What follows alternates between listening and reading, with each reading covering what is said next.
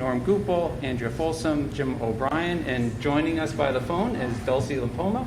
Just want to ask the board, is it okay that Dulcie joins us via phone? Yep. Of course. Perfect. You're approved, Dulcie. All right, so we'll start with the Pledge of Allegiance.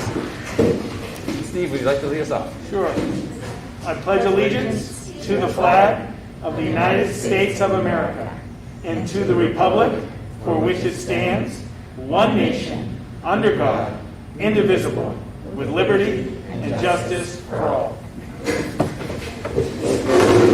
Well, thank you, everyone, for joining us. And so our first item tonight is a little out of the ordinary, actually very out of the ordinary. We're going to sign, along with our colleagues and partners at the Hopkinton Education Association, the contract that was negotiated and approved by the voters. So this is pretty exciting, kind of a fun way to cap things off. And so, Steve, I'm going to turn it over to you to make sure that we do this right. Sure. So we have our tradition. Well, welcome and thank you for the negotiating team and also to the board. So we have two copies, and they're both set over there. If you would like to go one by one and sign both copies, and want to make sure, I think it's above the line. Because we messed this, Rob knows we messed this up in the past, haven't we? So if you yeah, I got a big raise that year.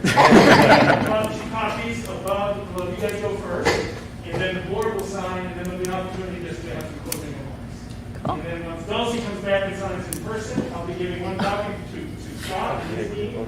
We'll have one and go up on the website probably Tuesday. So you guys would go one by one and sign those copies. That would be great. Awesome. Sure. I feel like we should have music. Want me to sing? Yes. Can I sing? Do you think I was going to say Like that? Enter Sandman? It's a good... I also told Dulcie if she needs to let us know. Yeah. So, okay. Yeah, and I see what Okay. it's a 15-second delay. So I said if we talk really slow, I might catch up on it. Yeah, that's true. Like, she's going to be like, so, about that thing that we talked about.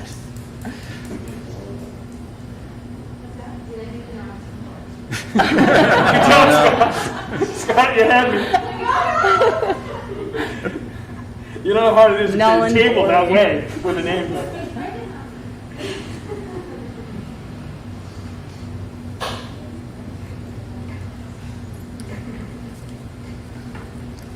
Feels kind of stressful to sign in front of other people. It's very formal.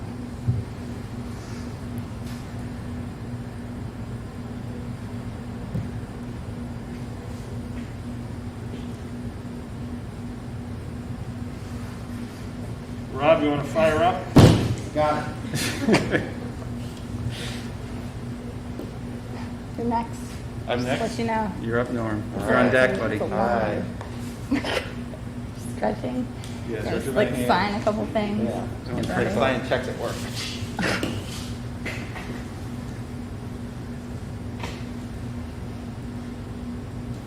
Scott, thank you for all your help pushing this on the finish line. You and I spent a lot of work, including after Monday's meeting, we had a 7 o'clock or 7:30 Zoom meeting that night. Thank you very much. I'm next. You guys did a great job catching it. It was Scott and his group, and we did a little bit, but it was just Great, yeah. I had to make sure I counted the right line. You can't screw it up. Although Rob did. You blame me.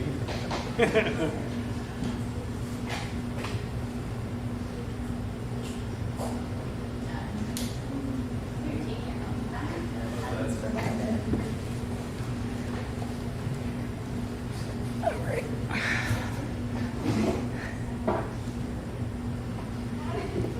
That's it. You I'm sign gonna it go- too? Yep. Nice. Tim, if you want to say a few remarks, and then Scott, that would be great. Oh, Scott, do you want to start? Sure. Supposed to speak to a mic, or we good? Think there's, yeah. So that You're the supposed to people, speak so into the the mic. masses Yeah. can hear you. Oh, there we go. You can be a crooner. Thanks for having us. I think we're all happy that the negotiations are done, at least for now. And, I think it was good progress that we made, and hopefully a good base for future negotiations coming up soon. So thank you very much. Thank you, Scott. Yeah, thanks. Yeah, I want to thank you, Scott, and your team. Well, I guess a couple years ago, I think everybody was disappointed when the contract didn't pass. And I know that a one-year contract during a pandemic, when there's a lot of uncertainty, is tough. But I do think, as you said, Scott, it's a good outcome. It's a good transition. We're going to be back at it. I think to negotiate a new contract sooner than we maybe all want to, but it's the right time to do it. So I'm excited. I just want to thank Andrea for representing the board, and for Steve and Michelle for being on the team and really working at it, and the full board for their support. And just looking forward to the upcoming year and seeing where we can get to. And I just also, since you guys are all here and you represent our teachers, I just want to thank you on behalf of the board for all just the hard work, the ups and downs, the ins and outs, the roller coaster that the past year and a half has been. And it's a lot. And I think this board knows how much work that you and your colleagues have put in over the past 18 months or so to keep everything, I want to say running smoothly, because I'm not sure that's the accurate statement, but running as smoothly as we can. And I know that we're nearing the end, at least of this chapter. But I just want to thank you guys a lot on behalf of the board for all that you guys are doing. And I know we'll be speaking to the full teaching and staff on the 1st, but thank you, really.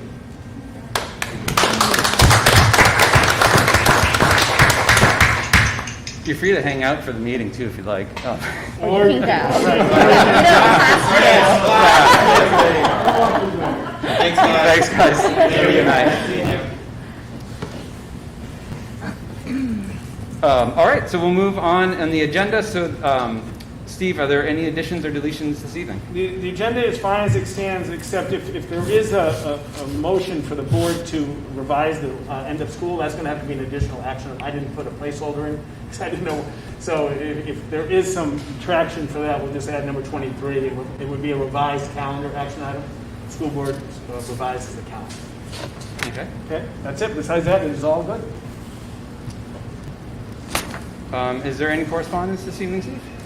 There are a few remember there's 2 levels. There's a correspondence which comes previously to the meeting throughout a couple of weeks. So there's a few of those, and then there's public comment which was received before 5 a.m. So both of those have been presented and are complete in the folder. And the public comment is available for anybody who goes on the website. All right, so we have 2 sets of meeting minutes to approve this evening. So I would ask if there is a motion from the Hopkinton School Board to approve the minutes of the regular school board meeting held on May 6th, 2021. So moved. Second. Any discussion? Seeing none. All in favor? Aye. Anybody opposed? All right. Ayes have it. And is there a motion for the Hopkinton School Board to approve the minutes of the non-public session held on May 6th, 2021? So moved. Second. Any discussion? Dulcie, I can't see you, so any discussion? Nope. Perfect. All in favor? Aye. Anybody opposed? Ayes have it. So we have come to our first public comment of the evening, and so I would ask if there's anybody who wishes to provide public comment. It's a weird setup here, but go over to the microphone if you don't mind. Thank you. If you just give us your name and address, if you don't mind. Good evening. My name is Tricia Lambert, and I live at 305 Hopkinton Road. I'm here with my husband, Dave Lambert. We're here actually to talk about masks in like 3 minutes. I have just a quick little history. As I've been emailing Steve and the school board about masks and the safety issue with them. I understand the pandemic. I work for the state and very much in link to where all the data is for it. But the problem is I think after a year, I think we all at the very beginning said we're going to do whatever we have to do. We're going to do whatever we have to do in the schools or whether work. I mean, I went to work. I sat 2 feet next to people on working 2-on-1, which was not my job, and we did that without a mask. We did that with really very little cleaning things, and we survived. Once it got to about a year and the kids went back after the holidays, I started actually diving into the data on masks, and end the pandemic as it says. So one of the pieces that they don't put out there on the Emergency Operations Center's website is that it's actually 99.86 in New Hampshire is the amount of people that recover. Which if you actually go back and look at the flu statistics for any year previously, is about the same. When have we ever masked an entire population for 99.986? I've heard people tell me that in India it's really bad. Well, India's, by the way, death rate is 99.989. So I would offer that be very careful what you see on the news. Make sure you go and get the real data, because I don't think that they're telling you the truth. The children, I don't know how teachers, I'm going to bring up Mrs. Nader because I know her husband's on the board. She taught my son, he had a very hard time learning how to read. And she told me repeatedly, you have to see their face, he has to see my mouth move to make those. How are we teaching children with a mask on their face? How are we doing that? They can't see you, they don't know emotion. They haven't seen you all year. You haven't seen their faces all year except for when they're outside. Again, 99.986. New York, 99.975. How do you teach children without their faces? What is the metric that you're going to use to take the masks off their faces? They are losing 20% of their oxygen every day. It's permanent. It's irreversible. They're growing. They're not you and I, they're growing. So as you can see, I'm passionate about this. I understand the pandemic. My husband's a teacher, so he knows exactly what you're going through. I ask you to consider, I believe in parent choice. If a parent wants to put 3 masks on their children, by all means. Teachers and anyone who wants a vaccination can get it. We need to start thinking about what's the end game here. And I'm asking you respectively to do that. My kids come home with headaches. My daughter is, I think, impetigo on the side of her face from her mask, which is a bacteria. They're breathing in their CO2. They're breathing in bacteria. 20 minutes with a mask on, you now have 20 minutes with a bacteria that you're breathing in. That's a fact. Go look it up. Thank you. Thank you. Anybody, any other public comment this evening?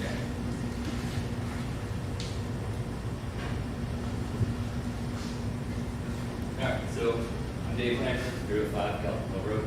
I am a high school teacher in another district. I don't wear a mask in the classroom. You can't, okay? The students come in my room, I'll hear them complain about, you can't breathe. They're excited to come in my room, because they can actually finally take it off. Principals have been in my room, they've seen me without a mask, I got evaluated without a mask on, they were fine. They all understand, the students understand, half the teachers. I don't know what the charade is. I watched your board meetings before, you're like, oh, I loved it, it's great, kids like, it's wonderful, we're all happy. They're not happy. I bet if you actually ask the teachers in your district, in your buildings, over half of them would say, masks are off. They're not going to tell you that because they're fearful of their job. The students, they come in, they can't breathe, they come in from outside. Now, the state has lifted all state employees, masks are optional, they're not mandated. The NHIA has lifted masks. If you go out in the field, everyone's practicing with masks on. So that's all on our school athletic director. So if someone passes out in the field, bang, you're in. The state's lifted it. This is all you guys that are making this decision. All right? It's not, we've talked to the top, we talked to Commissioner Elwood, we've talked to other people, and they've all said, we don't have any control. It's all on the districts making that decision. So where I met this week, a lot of parents came out against it. Nashua, they're trying to get rid of it. A lot of states have got away with it. This has to end. People can't breathe. It's getting hot out. It's like my classroom today was at least 90 degrees. Really? They're sitting 3 feet, 6 feet, 8 feet away because there's might only be 8 people in the room. These have to do at home because they don't come to school. That's the other thing. Half the students that are home, the only reason they're coming in is because they have to wear a mask. So, like I said, It's not worth it. There's no science behind these masks. The boxes of masks, you say, they don't work. They don't protect the manufacturers printed on the side of the box. Read it. Grab one of your little blue paper or plastic mask things. They don't do anything. The mask, that if I had to put one on, I can see through it. What's the point? It's all optics. It's all it is. This is all for TV. So it's just ridiculous. You're hurting the kids. It's child abuse. It's torture. And everyone's just kind of, kissing up to you and saying, oh yeah, they're great. They're not great. Okay? Please take it off before someone gets really hurt. And then we have a real issue. Because now there's someone who's sick or someone who's dead. Please. As you say, for the children, right? Let's do it for the children. Thank you. Thank you. Other public comments? Do you need to read or express what Yeah, they're so we saying? have we have several comments that came in, as Steve said earlier, from the email. So I will acknowledge those comments and try to paraphrase them very briefly. And those will be available on the website, Steve? They are? They are available, They are right perfect. So first public comment came in from Mr. Gregory Kerr, 1158 Briar Hill Road, and he is expressing his desire that to reconsider the mask policy for students when they are outdoors. He's looking to allow children to remove their mask outdoors, especially as the weather heats up. We received a comment from Jane Hannon at 573 Dustin Road.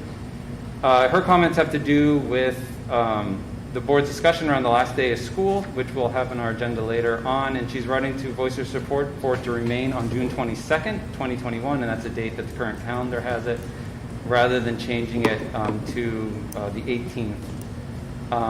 And her rationale is around changing schedules and the challenge that is for caregivers and parents.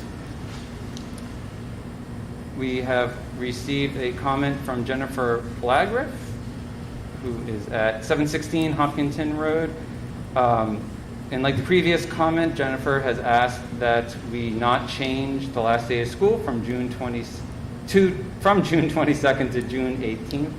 And her rationale is similar to the last commenter around parents and the need to plan and the challenge it is to find adequate child care, changing the date so quickly. And finally, the last public comment we received via email was from Sarah Matson-Dustin, who is at 517 Dustin Road. And like the previous two commenters, Sarah asked us not to change the schedule of the last day of school from the 18th to the 22nd and 23rd. And for generally the same reasons as I've already expressed. And I think Sarah also discusses some of the curriculum loss and instructional time that was lost, and her hope that, actually her desire that we would add days to the calendar rather than taking some away towards the end of the year. And I think those are all the ones we received via email, and again, those are available on the website. All right, so with that, I'll close the public comment period of the meeting and open it up to presentations and staff reports, and start with the Young Inventors program. So Steve, I hand it over to you for introductions. Did you want to do comments from the school board? Oh man, I always skip over that You one. do, It's like every I time. hear from you guys all the time. I do, all the time. All the time. So I don't know if you can kick me under the table. Steve, you can get them. No, maybe Dulcie, since I can't see you, do you have any comments tonight? I don't, thank you. All right, we'll look down the table. No comments from me, I think, Jim. I'll comment since no one else wants to Since why comment. not, right? Yeah, I always comment. Why is it you ever see minutes with me not commenting? I just want to extend a thank you to Rob, Steve Chamberlain, Jay Burgess, Bill Carosa today, Gordon Bristol. We did a walkthrough at Harold Martin with the incoming superintendent, Mike Flynn. It was exciting to see the progress of a facility project that is just going great, on time, on budget, and just to have everyone there as a team to show the excitement of all the years. I just want to extend a huge thank you for their time. And Mike was very happy to see the progress, so it was a good time. Thank you. I got nothing. Nothing? I don't think so. Perfect. And I don't have anything either. so we can move on. So I was almost right. You did great. It was Norm. No, we had you nailed it. So why don't we move on to presentations and staff reports? I promise to stick to the agenda tonight. And we'll start with the Young Inventors program. And Steve, I don't know if you want to do an introduction. Sure, I'll turn it over to Bill and Amy very quickly, but we had a presentation about FIRST Robotics, and what, so it's like to bring some of our programs on how they worked in the pandemic. Thank you so much for coming. I'm going to turn over to Bill and Amy so they can do the formal introduction, but we're just really thankful you're here tonight to talk about this wonderful program. So Tina White has organized the Young Inventors program. It started last year, 2 years ago, at Maple Street School, and has just really taken off, and we're just so thankful for her leadership in bringing it and helping us keep it organized. And tonight we are so lucky to have Jillian Dunlap here to talk to us about her invention and the process that she went through to create it. So I'd like to invite Jillian up. Are you going to be at the mic, Jillian? Great. All right.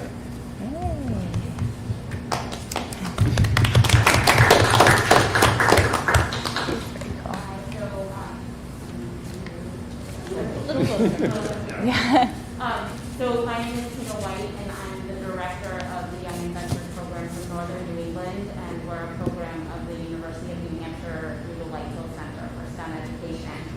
So, and I'm also a parent in Hopkinton, have a second grader at Harold Martin right now. So I kind of have dual interest in the program, but was so excited last year to be able to bring Young Inventors to Maple Street.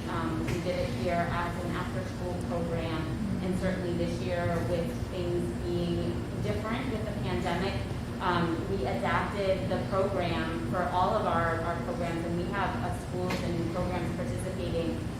It's a K-12 program, but participating in New Hampshire, Massachusetts, and Vermont, so across the northern New England region. And so we adapted the curriculum to be taught in a hybrid model or virtually, and that's what we were able to do. So I really, first of all, want to thank Bill and Amy for their work on top of everything else that they were doing in the winter when we were planning this, as well as the PTA, who also was really instrumental in providing the support and the resources and the volunteers. Michelle Marino from Harold Martin led one of the groups, and then also we had a community member volunteer, Thomas Lacoma, who led a second group. So we actually had enough students to do 2 sessions, so each of them met for 6 weeks. And through the Young Inventors program, there is a little bit of a competition aspect as well.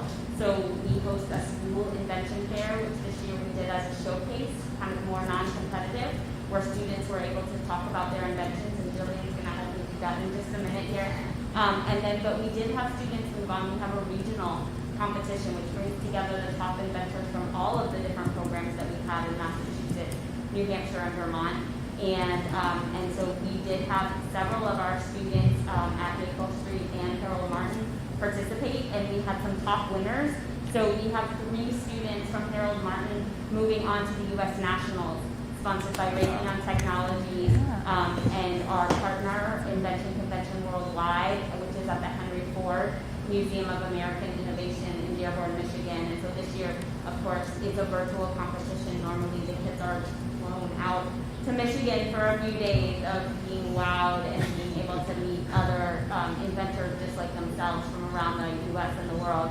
But they're doing a lot of cool activities virtually to bring those kids together. So that's taking place really as we speak. I think judges are starting to view their projects, and there'll be an award ceremony for the Nationals on June 24th. So I did just want to share, it's a free program, so that is part of our mission, is that the Young Inventors is free for all of our schools. We rely on donations, grants, foundations, support. But every inventor, has materials that we provide schools with some money for materials. Every inventor gets a journal to help them track and learn about the recording and documentation process. So this is actually my son's, but there's also room for picture writing and things of that sort. And then we also do kind of awards and things like that. So and we provide professional development and teacher training for teachers and schools who want to be able to then deliver the program in their classrooms. So, but I think we really want to hear more from an Thank you. And I'm going to let her talk a little bit about the invention that she created, and then, her questions, we talked a little bit, so we'll tag team those questions. Thank you. Perfect. She's a pro. She knows exactly what she's doing. Hi, I'm Jillian. I'm in 6th grade at Maple Street, and I did the Inventors program this year. It was remote Google Meet because of COVID-19. I think the hardest part for me was to figure out what to invent. But the strategy that I used was going about my day in the most regular way and finding challenges that I faced. What I ended up deciding on was after I took my shower, I was getting ready for bed and my towel kept falling down. So I decided to create a clip. This is to pull up the towel, and I started by creating this prototype with everyday items from around the house. I used a rubber band and some blanket clips. Today I have my mom very helpful. Nice. I love it.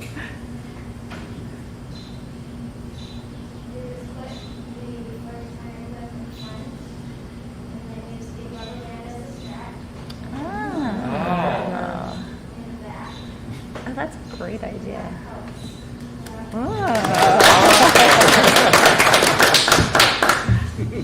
Great job, Mom. If a friend asked me if they should do the Inventors program, I would definitely recommend it. I would tell them that it's a STEM program where we get to invent a solution to the problems we have. This year, my brother also did the program. I think he really enjoyed it. He got to learn a lot. He created some clear plastic sections for his snacks. So that way he could see people and make it easier to understand what people are saying. I think the Inventors program is just a great opportunity for young kids to learn about the process of making things. Thank you so much. Are there any questions? Thoughts? Yeah, come on up. I have questions. First off, thank you so much. That's like the coolest invention. I could use something like that later all the time. But you made an invention. It's awesome. You should be proud of it. Keep thinking of other ideas and implement it. Just keep thinking of new ideas. What do you think is like the greatest invention that you've seen that you wish, I wish I came up with that idea? I don't really know if it's everything's an invention, but maybe just the light bulb because it's used everywhere. Well, yeah. Nice. Very cool. Great job on the presentation. Good job. Thank you. Do you watch Shark Tank? No. You have to watch Shark Tank. Be on that show. Maybe you should be on Shark Tank. Absolutely. We have had young inventors not on Shark Tank yet, although some of them have applied, and that's something that we have had a few of our inventors from different parts of the state. We highlighted on the Janine Fallon Tonight Show. He does like a kid inventor thing a couple of times a year, and so we definitely had some of our young students doing that as well. So there's be a lot of opportunities that stem from just creating something. That's awesome. I'll ask a question related to Mr. Chamberlain's past practice with the young entrepreneurs, I guess, right? Right. Where kids would come and make a pitch and they'd get seed money to go ahead and pursue a project. Is there anything that would help your group from the school in terms of those kinds of things? I mean, you talked about funding coming from different directions, but Certainly, unfortunately, as we're doing our fundraising, we try to fundraise for the program as a whole, not for particular schools. Although we certainly want local community involvement and participation. So if there are, I know last year actually here at Maple Street, because we were in person, we had several local community members who are in fields, STEM-related fields, come and they would do a talk about what they do just to expose the students to those types of different career fields. We had someone who was working on one of the Mars rover projects. I don't think it was Perseverance, but it was another Mars rover project. We had someone from Manchester who is working on biomechanics and different things for hearts. So she had a pig heart and how they're using that to build human. Really? Yeah. Has a relationship there, but to use pig hearts basically to possibly be used as human heart replacements and those sorts of things. So appreciate that. And in terms of there is this competitive component of kind of pitching at the local level. We don't have too much of that, but at the national level, we have sponsors that offer to help students get patents, like pro bono work. That's something one of the lessons in the curriculum is about the patent process and just learning, and that's part of it goes along with the journal and providing how you document and the importance of recording your work. But certainly those sorts of things and helping students patent their products and with some money like that, we could certainly talk about. But again, we really look at funding the program as a whole rather than at the school level. Great, thank you very much. I'm sure Dulcie heard all of that. Yeah. Dulcie, I don't want to leave you guys. Do you have any questions? No, I know a lot about this, and I think it's been a great program. And great job. Really, really well done. Perfect, thank you. Yeah. Well, thank you so much for joining us and for sharing. Congratulations. Thank you, Courtney, for bringing her. All right, next up, administrator reports or sort of year-end reports. So Bill and Amy, you have to top the invention we just saw. So I hope you're up for it. Thanks. Yeah, that's a tough one. Come back to follow. Thanks for joining us. Steve, I don't know if you want to set it up or... No, this is the journey through. Next meeting, it's Matt, Mandy, and me, and it's bittersweet just because this will be the last time that I work with both of these on this in reports. But I'm very anxious to hear about Bill and Amy. They're end of the year, and plus they're going to present just some overview about some data that we've talked about since we did the increased intervention. So I'll turn it over to Bill and then Amy. But Sure. Thanks for coming and thanks for being here in person. My pleasure. Probably our pleasure, right? Amy? Thank you. I think I'll just talk about the data for now, but I'll be broad, and if you have questions, obviously, ask away, because there's a lot of information on those few pages for both of us. When we started the remote gig in March last year, I don't know about you, but I kind of thought the following school year we'd be all done, so back to normal, and of course that didn't happen. So it wasn't very long before we started really worrying about, at least in my world, kids losing major ground, because we know how important early literacy, early numeracy is at the early primary grades. So as time went on, what I heard, especially into September of this year, the feeling from teachers was that they're doing okay. They're not losing a ton of ground. Parents are kicking in. And, in their normal, when they had the hybrid learning or even the remote learning, teachers felt okay. They felt there might be isolated skills that weren't getting across. The curriculum certainly wasn't being met the way it should have been. But by and large, with their benchmarks and so on, things seem to be going okay. So I would say that in meetings, which was a little dangerous because I didn't have the data to show that. But my thought also was that K-1 was probably going to be hurt the most. Mainly because remote learning I think a lot of second and third graders rocked it, frankly, but the K-1 kids, it's just harder for them. So at some board meeting at some point, the board asked, and rightly so, for us to come with some sort of report on how we were doing. I'm pleased to say, if you looked at the data, it's actually pretty good. You always wonder how much better it would have been if, but in terms of grade level, we're not far off right now at all. So there's two basic, for us, there was two basic data points. One was the STAR test, and that's the computer adaptive test that kids take. And then there's the Fontes and Pinnell benchmark. We've always done, almost always in the history of elementary schools, at least the last 10, 15 years, a benchmark of some sort. We used to use something called the DRA and now the Fontes and Pinnell, but they're very similar. It's a sit-down sort of thing that the teacher sits down with the student, and they figure out basically what level of reading is that child at. And they use level books to actually figure it out. They used to be called running records. Anyway, they get a level. It used to be a number, now it's a letter, but it's the same concept. So what we found, if you looked at the data, all the grade levels, frankly, did well on STAR. And for the most part, every child is already a grade level ahead. In other words, now in the spring of this year, the average second grader is at the beginning third grade level. It's really just what we want. Again, I don't know where they would have been if we didn't have the pandemic, but at least they're in a good place to begin next year. If you do notice, though, and I met with the first grade team about this today, the first grade data, and if we had similar data for kindergarten, I would guess it would be the same. First grade data doesn't look as good on the Fontes and Pinnell as it does on the STAR. And there's reasons for that. So one major reason is that there's a transition from an understanding of phonemic awareness and understanding of reading that they get pretty well on the STAR, that they may not be able to show an application on the Fontes and Pinnell.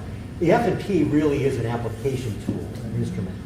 And so that's why they're not showing quite the progress that we would have seen. And it really shouldn't be any surprise, because one thing the pandemic did, sure, we were able to cover material to a certain extent. And I don't know, but so we were able to get them to have the basic skills, but they really haven't been able to apply it as well. We couldn't have expected parents to do that application. And in hybrid learning, we only saw them 2 or 3 days a week, so they lost time. I don't want to say they lost ground, but they certainly lost time. So for developmental reasons and really how our literacy skills develop, first grade really always faces the biggest challenge, even in normal times, I would say. The good news there, even with that, and I hope you don't think I'm parsing numbers here a little bit, but it's a small sample. 8 of our first graders are only within 1 to 2 levels of grade level. And here's the funny thing, I'll be totally transparent. Just 2 days ago, I had a couple of reading specialists. They said, go check, just see if maybe they've gone up a level. And I wouldn't have changed this, but I would at least said it to you probably. And they didn't. It didn't quite meet that, but that's okay. So, and also 19 of the 30 first graders who are below level started below grade level and made a full year's value of worth. So one thing to think about with assessment is not just where you land, it's what we call the value added. So how much did they grow? So even these kids that made our numbers not look as good, they still grew a full grade level, full year, which is not bad when it hasn't really been a year. This year I'm talking specifically. So that's my basic pitch. There's little numbers here on kindergarten. When we look at kindergarten literacy, we did this when we defended full-day kindergarten many, many years ago. We look at, Steve remembers this, letters and sounds. We have a phonemic awareness screener. And it's funny, it's one of those things where we want every single kid to be at 100%, which is rare. We want every child to leave knowing all their letters, upper and lowercase, all their sounds.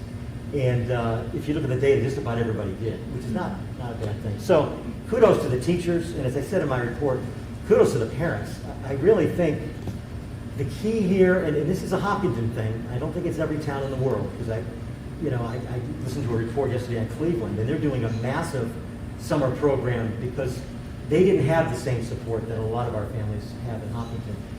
But with all that being said, we still have children that are struggling, and obviously we'll continue to work on that. So next year, summer we're hoping, and I talked to Mandy today, I'd love to be able to get some of our non-special ed kids into extended school year.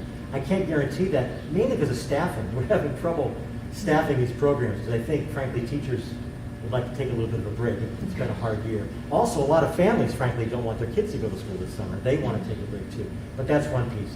We always have our Title I program, which is kids not in special ed, but still on the cusp, and there's a point system that they qualify for. This year, Maddie Donahue is actually doing that, and it's rated Harold Martin School, and it's extra support.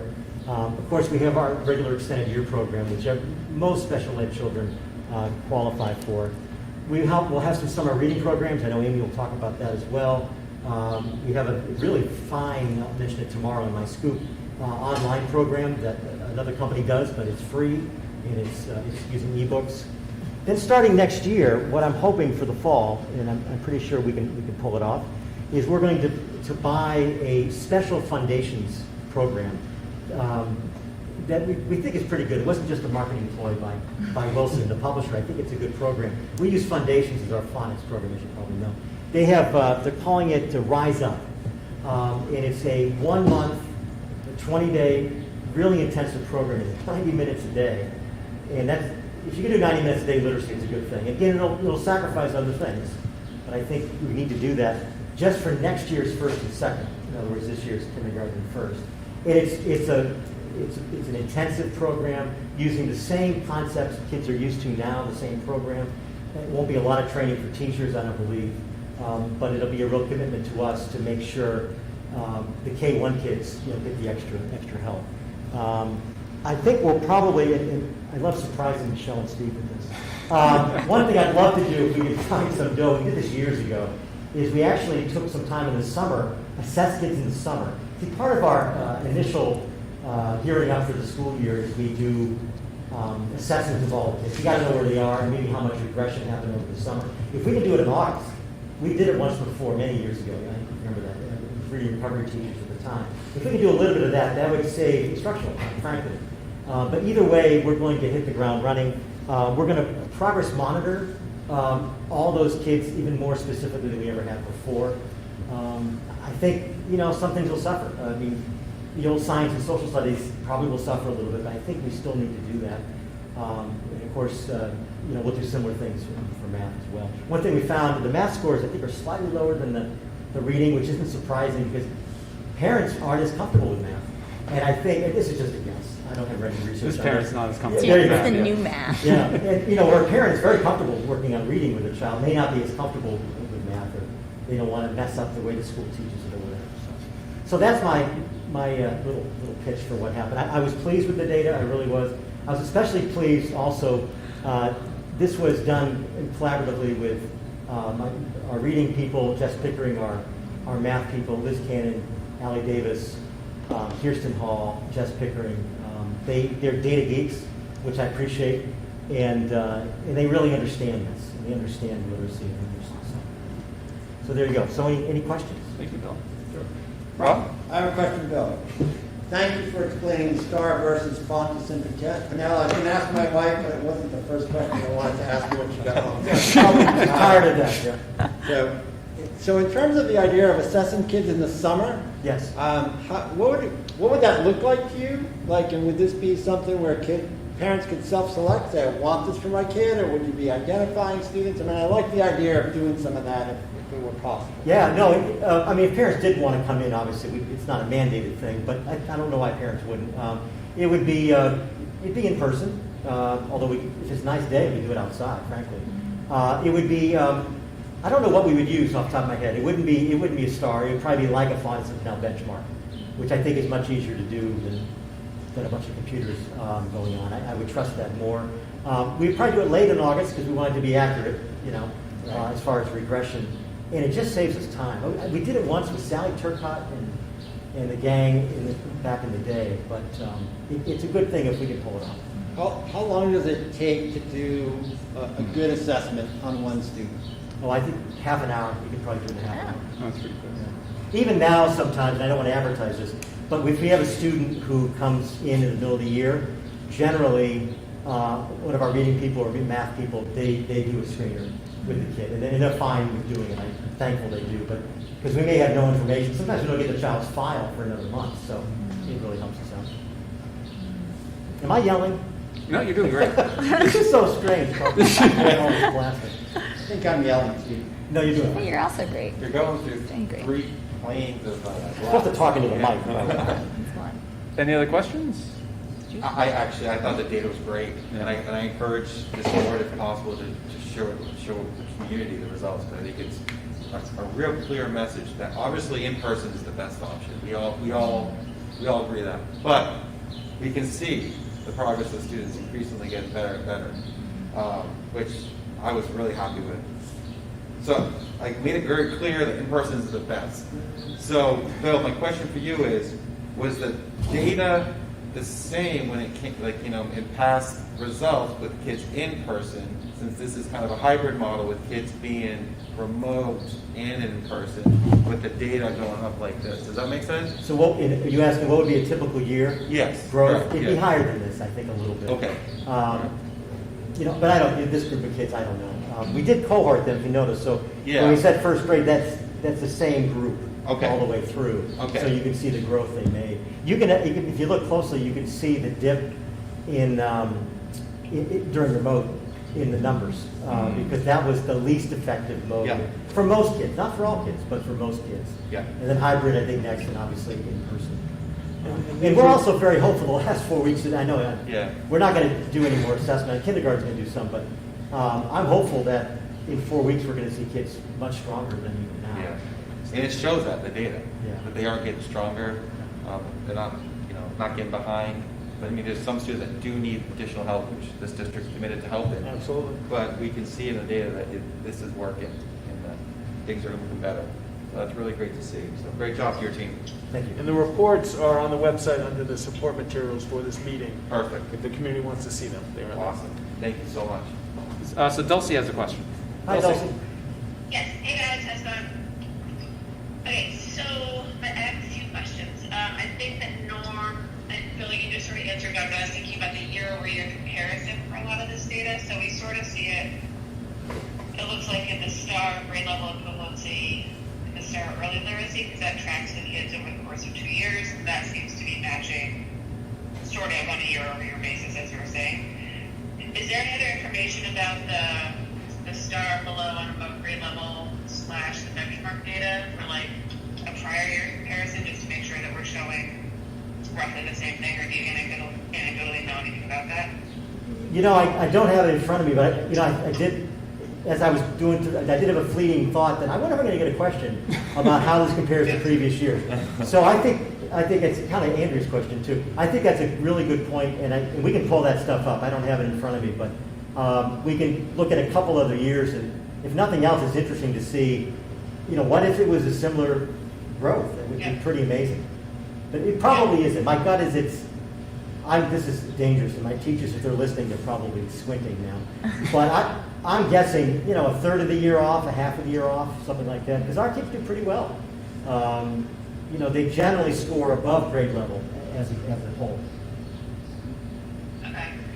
And then, do we have any comparisons to state numbers? Is this tracking sort of more broadly across the state in our broader educational system, or do we know anything about that in the broader population context? Well, the only thing we can really point to is the New Hampshire State Assessment, which we're still doing right now. That's the only one we can really compare.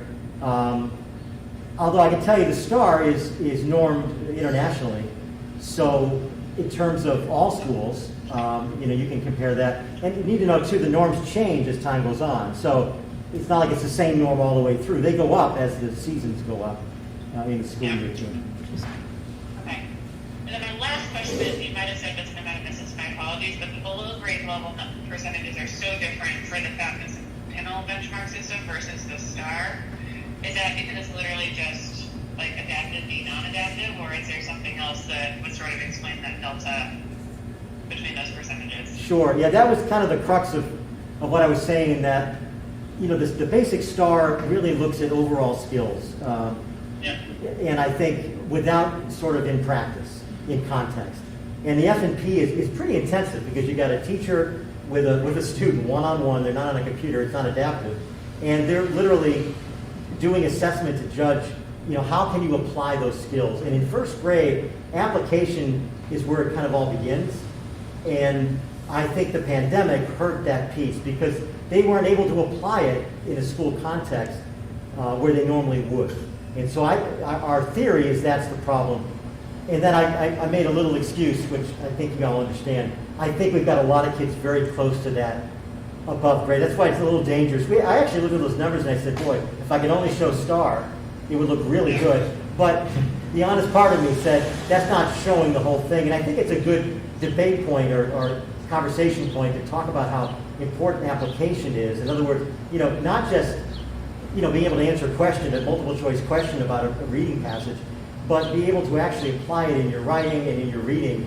And we have a pretty good sense of where kids are at because of the F&P, what level they're reading at. And the nice thing too, I remember Terry Grady saying this to me when she moved from third grade to kindergarten, how much she loved kindergarten, because the amount of value added in kindergarten over a month's time was enormous compared to a third grader, where the progress is going to be naturally slower. I hope that answers your question. You all set, Dulcie? Yes, thank you. You're welcome. You're welcome. Bill, you mentioned the summer program, and it was sort of you're still trying to figure it out in hiring teachers. And I've received some questions from parents about that. I'm just sort of curious what a timeline might look like. That might be a hard question to answer, but if you're still trying probably to a couple weeks tops. Okay. I don't think we have a whole lot more time than that. We've got to hire people. You know, in the past, the extended school year program has been, Meg Bamford was big on this especially, where we wanted to invite anybody. And we might have charged tuition for some, obviously, but we had the staffing for that. I'm just not sure we're going to be able to staff it, but I'm hoping. And we'll certainly, and Amy can talk about this, Maple Street does an amazing job with summer programming and online opportunities. And so I think we'll have a lot of that available for parents. It's difficult to say if we're going to have like a lot of one-on-one or two-on-one tutoring per se, except for those kids that are the most have the most need. So if parents have questions or concerns, they should reach out to you directly? Yes, Okay, that'd be perfect. great. Thank you. I had a quick question. Yeah, please. So the Foundations program, the Rise Up program, is that something that we would be able to use moving forward as well? Like not just next year, but if we were to purchase the program, is it mostly online, or is it something that we would be able to put into our classrooms moving forward? It's paper-based, Okay. unbelievably. So I don't really know enough about it to say, but my gut is, you know, once a program is here to stay, it's not that expensive. I won't even say how much I think it is, but it's certainly within ESSER money funds, but I think it's even within our budget. I think I could find that money. Yeah, it might be something good for kids who are really struggling, for instance, or sometimes we see a student that comes from another district or may have been out of school for different reasons for a while, and they need that little boost. So it's certainly something we'll think about. Okay, great. So if it's something we wanted to continue using, we can budget for it in the budget process as something we can discuss about when the budget season comes up. Okay. Thank you. You're welcome. Thank you. Amy, what do you say? I'm going to say a lot of the same things that my colleague Bill just said. If you take a look at the Maple Street School data, it is similar. We were overwhelmingly, our scores were very positive, and aside from, some areas that we know that we need to dig into a little bit more, we were, very happy with the perseverance of students and their families, the responsiveness of our faculty and staff, and just to continue with the learning process under these really unusual and challenging conditions. I do want to thank my staff and our collective work between everything that has happened in the last year and a half. We have just continued to stay positive, persevere, and maintain a forward-thinking growth mindset. And I hope in my board report you were able to really, I was able to articulate my appreciation and thanks for everybody in our community to come together during this time. Especially Deidre and Carolyn and Jess, as Bill said, our reading and math team is just exceptional. They really do help us gather the data. They do a lot of the organization of it, putting it into the kid grids, synthesizing it, helping us really drill down. We have some tools, as Bill talked about. We have the STAR, which is an adaptive standards-based assessment that we use to really look at overall global skills. And then we also at Maple Street use something called the Ames Web, which is a skill-based. It's not adaptive, but it really does drill down into a specific skill or a specific concept. You can go in and look at a student's performance on the test and see the exact problem that they got wrong. So then you can provide that intervention or the error analysis for that question, which is really powerful for students at our level because they're able to really learn from their mistakes and think about how they might do things differently the next time. We also use the Fountas and Pinnell, the reading benchmark that Bill talked about, that really looks at at Maple Street, it looked at 4 of the 5 pillars of reading. We don't administer the phonemic awareness piece just because students usually at this level, they've already benched out of that, but we look at phonics, comprehension, reading fluency, and then writing about your reading, and of course reading comprehension. So our Fountas and Pinnell scores, like Bill's, that is where you will really see some of the nuances in the data changes because students really, when you're sitting knee to knee with an evaluator or someone who's proctoring that exam, they can really look at the errors that a student is making. And at Maple Street, our team is really tight on the validity and the fidelity of that tool because it's really important that kids are getting the type of reading instruction and intervention that they need because it is such a critical part of their education. The other part that I was, if you look at the data from Maple Street, the information about the well-being survey, we gave that tool 3 different times. We gave it once in September, and you can see we received a lot of responses. Parents that were, somewhat concerned and concerned, extremely concerned, and as a team, we were very thankful to see the number in the far right column. Those parents that were extremely concerned about their child's well-being and academic well-being continue to go down with every administration. And I think that you'll see in September there was a lot of unrest, and we as a team reached out to every single person that expressed concern, between myself and the school counselor and the behavior specialist, our school psychologist. We really tried to be responsive, talking to parents, what can we offer? Are there additional check-ins that we can provide? What do you need? What does your child need to feel more connected to their community, which is really important to us. As that number started, as I think students started to become more comfortable in the different environments, that's when we started to see that number go down a bit. Certainly, once we came back to the hybrid model and then being full in person, I think has made a real difference in that area. I think one of the questions was, why do we think that the data was so strong, even through the pandemic? And we have had a lot of professional conversations about that, and it really does, what we are really thinking about are 2 or 3 things. One, the small class size. There were times when you would walk into a classroom and there would be 8 students, 9 students with 2 adults. And when you have that environment, the amount of high quality feedback that students are given, you just can't, it just can't replace that. John Hattie talks a lot about feedback in his meta-analysis and the ongoing research that he does, and it's just such a factor. I think students felt like their needs, and if they had a question, it was immediately met. Now that our class sizes are back up to 21 and 22, you can't give kids the same amount of feedback. So just something that we have been musing about as a staff. Like Bill, we're thinking forward, so we're thinking about the summer. Certainly the ESY program will be critical for a lot of students to be able to continue to fill those gaps. Like Bill, I'm hoping that there will be some openings for kids that maybe don't currently have an IEP. Maybe they're in the referral process. Maybe they will head into the referral process in the fall. Sometimes it's not an ideal time to evaluate a student, but we certainly don't want them to go that long without some intervention and support. So we're hoping to be able to add those students, but the staffing will certainly make that call. As Bill mentioned, we do have a great summer reading program that's developed by Carolyn Neff. She has a great bingo. I'm sure Helena Folsom did every square, read every book. But she really does do a great job of offering a variety of activities for kids to choose. And some kids do them all. Some kids just do, a few activities. She really tries to look at reading, listening, speaking, and writing. And then from the math side, we were looking at, Jess Pickering found a free summer math challenge from Quantile, which is an online program that could be completely free. And our IXL accounts are still active, so students can still continue to use those, and that also has a grammar component.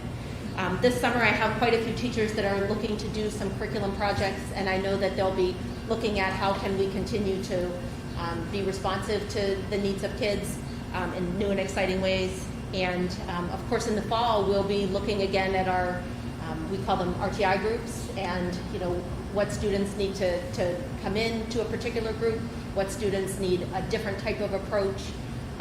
I don't have a cool phonics book that I'm looking to find, but I do think that there are other ways to get 4th, 5th, and 6th graders really engaged. And the librarian, Karen Locke and Kim Sink, they do a great job of choosing books that are interesting to kids and coming up with having new text available for kids and for parents. So any questions for me? Yes, Norm? So I tried asking Rob, but Rob didn't know the question. I said I was going to ask. Let's see what Susan says. So our question is, Okay. so when we look at the star reading grade level, we look at fall grade 4, huh? Ames Yeah. Web. Yeah. So Are we looking at the grade level 4 is 3.5. to track that student, am I going down to winter 2020 to 5.1, or is it across the board? I'm just trying. You're going, it's horizontal, so 3.5 to 3.9. So that class in the Okay. fall of 2019, their grade level equivalency was at 3.5. And then it rose to 3.9 in the winter of 2020. Fall of 2020 was at 4.2, and then most recently at 4.7. Okay, so that whole class has stayed together. They're at, yes. Got it. So it's not the Their grade mean level score. per se. It's got it. Okay, that's clear. Okay, perfect. So they're doing Thank well. Doing well. Huh? And They're doing well. Yeah, yeah. they are doing well, and Yeah, I they know are. that to anticipate some of the questions you've asked before, I mean, we do look at about a 5 to 8 month growth from the fall to the winter, depending on when it's administered. We try not to do any assessments during the month of September. As a responsive classroom school, that's something that they ask you to stay away from, is to really give communities an opportunity to gel. So we will start our assessments typically the beginning of October. And then the winter benchmarks are typically started either right before February break or right after, and then we will give our spring assessments in May, early June. So, that 5 to 8 month increase is what we were hoping for. So there is a dip in all scores from winter of 2020 when we gave our last assessments, and then COVID hit the next month. So we have winter to fall, that there was less progress noted. So that's interesting. So you will not be needing or looking for the summer assessments then, kind of separate from Harold Martin. You Yeah, I guys think, do it a and little having later. worked at Harold, that early reader, the first grader that you are trying to find and be able to say, this student really needs to hit the ground running, that is so critical. What we have the gift of here is that our fourth graders and fifth graders, we know them very well. The incoming third grade, we will have a lot of data on them because they've taken the STAR, they will have taken the SAS, they will have Fountas and Pinnell that Liz and Kirsten and Allie share with our Deidre, their counterpoints here. So we just have a different set of data about them. But I understand what Bill is trying to accomplish. The student that is in first grade or has missed that time, it is critical that they find them and be able to prepare for them. That makes sense. Dulcie, any questions? Yes, I do. Perfect. Hey, thank you. So my question is specifically about the sixth grade class and sort of helping me understand how this feels in the past. They crushed. If you look at it, they just demolished their STAR reading and their aim split comparatively to the fourth and fifth grade. They outperformed, but then when you get to the Thomas and Pinnell, they had the biggest drop to below grade, from 12% to 27% from fall 20 to 21. So, and this is more like, can the teachers see that? Is there anything else that was sort of going on with those kids? Do they get tracked into other stuff, or how do they get transitioned, I guess, in the seventh grade at the high school that they sort of quantitatively looking at this, whether it's true qualitatively or not, seem like they possibly did well but also struggled more? I don't know if that makes any sense. I couldn't quite hear. Can you recap what she's asking, Steve? Just with the grade 6 in the Fountas and Pinnell, the struggles is how do we transition them to the high school? To the middle school, what kind of knowledge and what kind of preparation do we have so they understand the present level of performance? Dulcie, just to be sure, you're looking specifically at the Fountas and Pinnell, right? Just that one measure? Yes, because they did well. They did super well on all the other tests. It's literally just that one. Yeah. Yeah, so when Deidre and Carolyn and I talked about that group specifically, we do have a population of students that have received services through an IEP. When you look at the 15 students that are still below grade level, the majority of them are already identified. And what happens when we transition them is they will continue to receive reading service through the reading specialists at the middle high school. But we know that that's an area, and we really looked at each one of those students and those results, although it looks significant, they made a lot of sense to us. We had a couple of students move in to the district, one that is in that group. We also had a few students come back from a homeschool situation. One of those students is in that.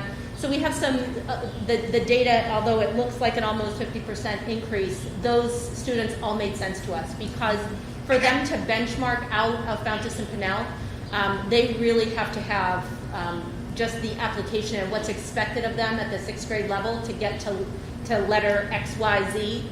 It's just much more significant than it is for students that are moving from, P to Q. There's a lot more that they have to be able to do complexity-wise.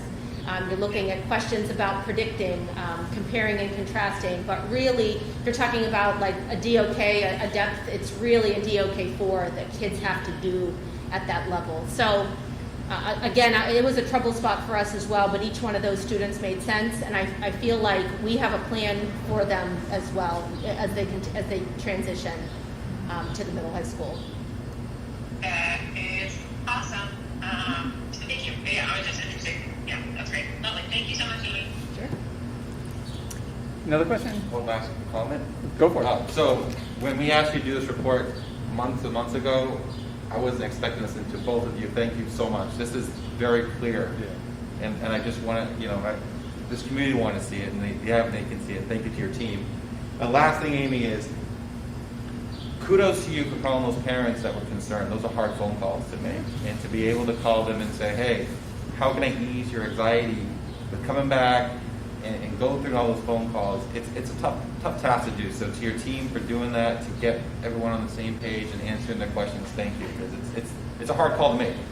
Yeah, there were a lot. I'm very fortunate. My school counselor, Laura Almo, she's just dynamite, and she will take any hard conversation with ease and grace. And we were able to have some really good conversations about families that were really struggling, for lots of different reasons. And sometimes I think it's good for parents to know that they can reach out and let us know how they're feeling as well, because how they're feeling really does impact their students. So thank you, Norma. I appreciate that. And I appreciate the opportunity for us to be able to highlight the good work of our students and their families and our staff. And just one, remember we added about 200 hours of intervention to the grant process, which was the impetus for this report. If you remember, we talked about it then. We said May we'd come back. So thank you both for planning and implementing. Michelle, it was your vision of the grant, and the implementation, of course, culminating with this tremendous data work by your team. So thank you so much. Thank you. And do you have a comment? I wanted to highlight, I guess, similarly, that I appreciate that you touched on the social emotional aspect and not just the academic aspect. And it was really interesting. I am a parent of a child at Maple Street School, and so I received those. And as far as I recall, they were confidential. Yeah. It may have even been anonymous, where if you really wanted to, you could put in, yes, contact my child. Mm-hmm. But I think it's really telling when you see how both it goes down a number of responses indicating that people just weren't concerned at all, and how many people, the somewhat concerned and extremely concerned, really just drops off throughout the year. And I think that's a real testament to the work that you guys did. So Thank you. But I appreciate that the social emotional piece continues to be an integral part of the kind of whole child teaching. So, Well, thank you both. Really appreciate it. Those are great reports. Thank you. I don't think either of them would be saddened if the board chair dismissed them to go on. Oh, Bill looks shocked over that idea. So maybe we can dismiss Amy and Bill can stay. my God.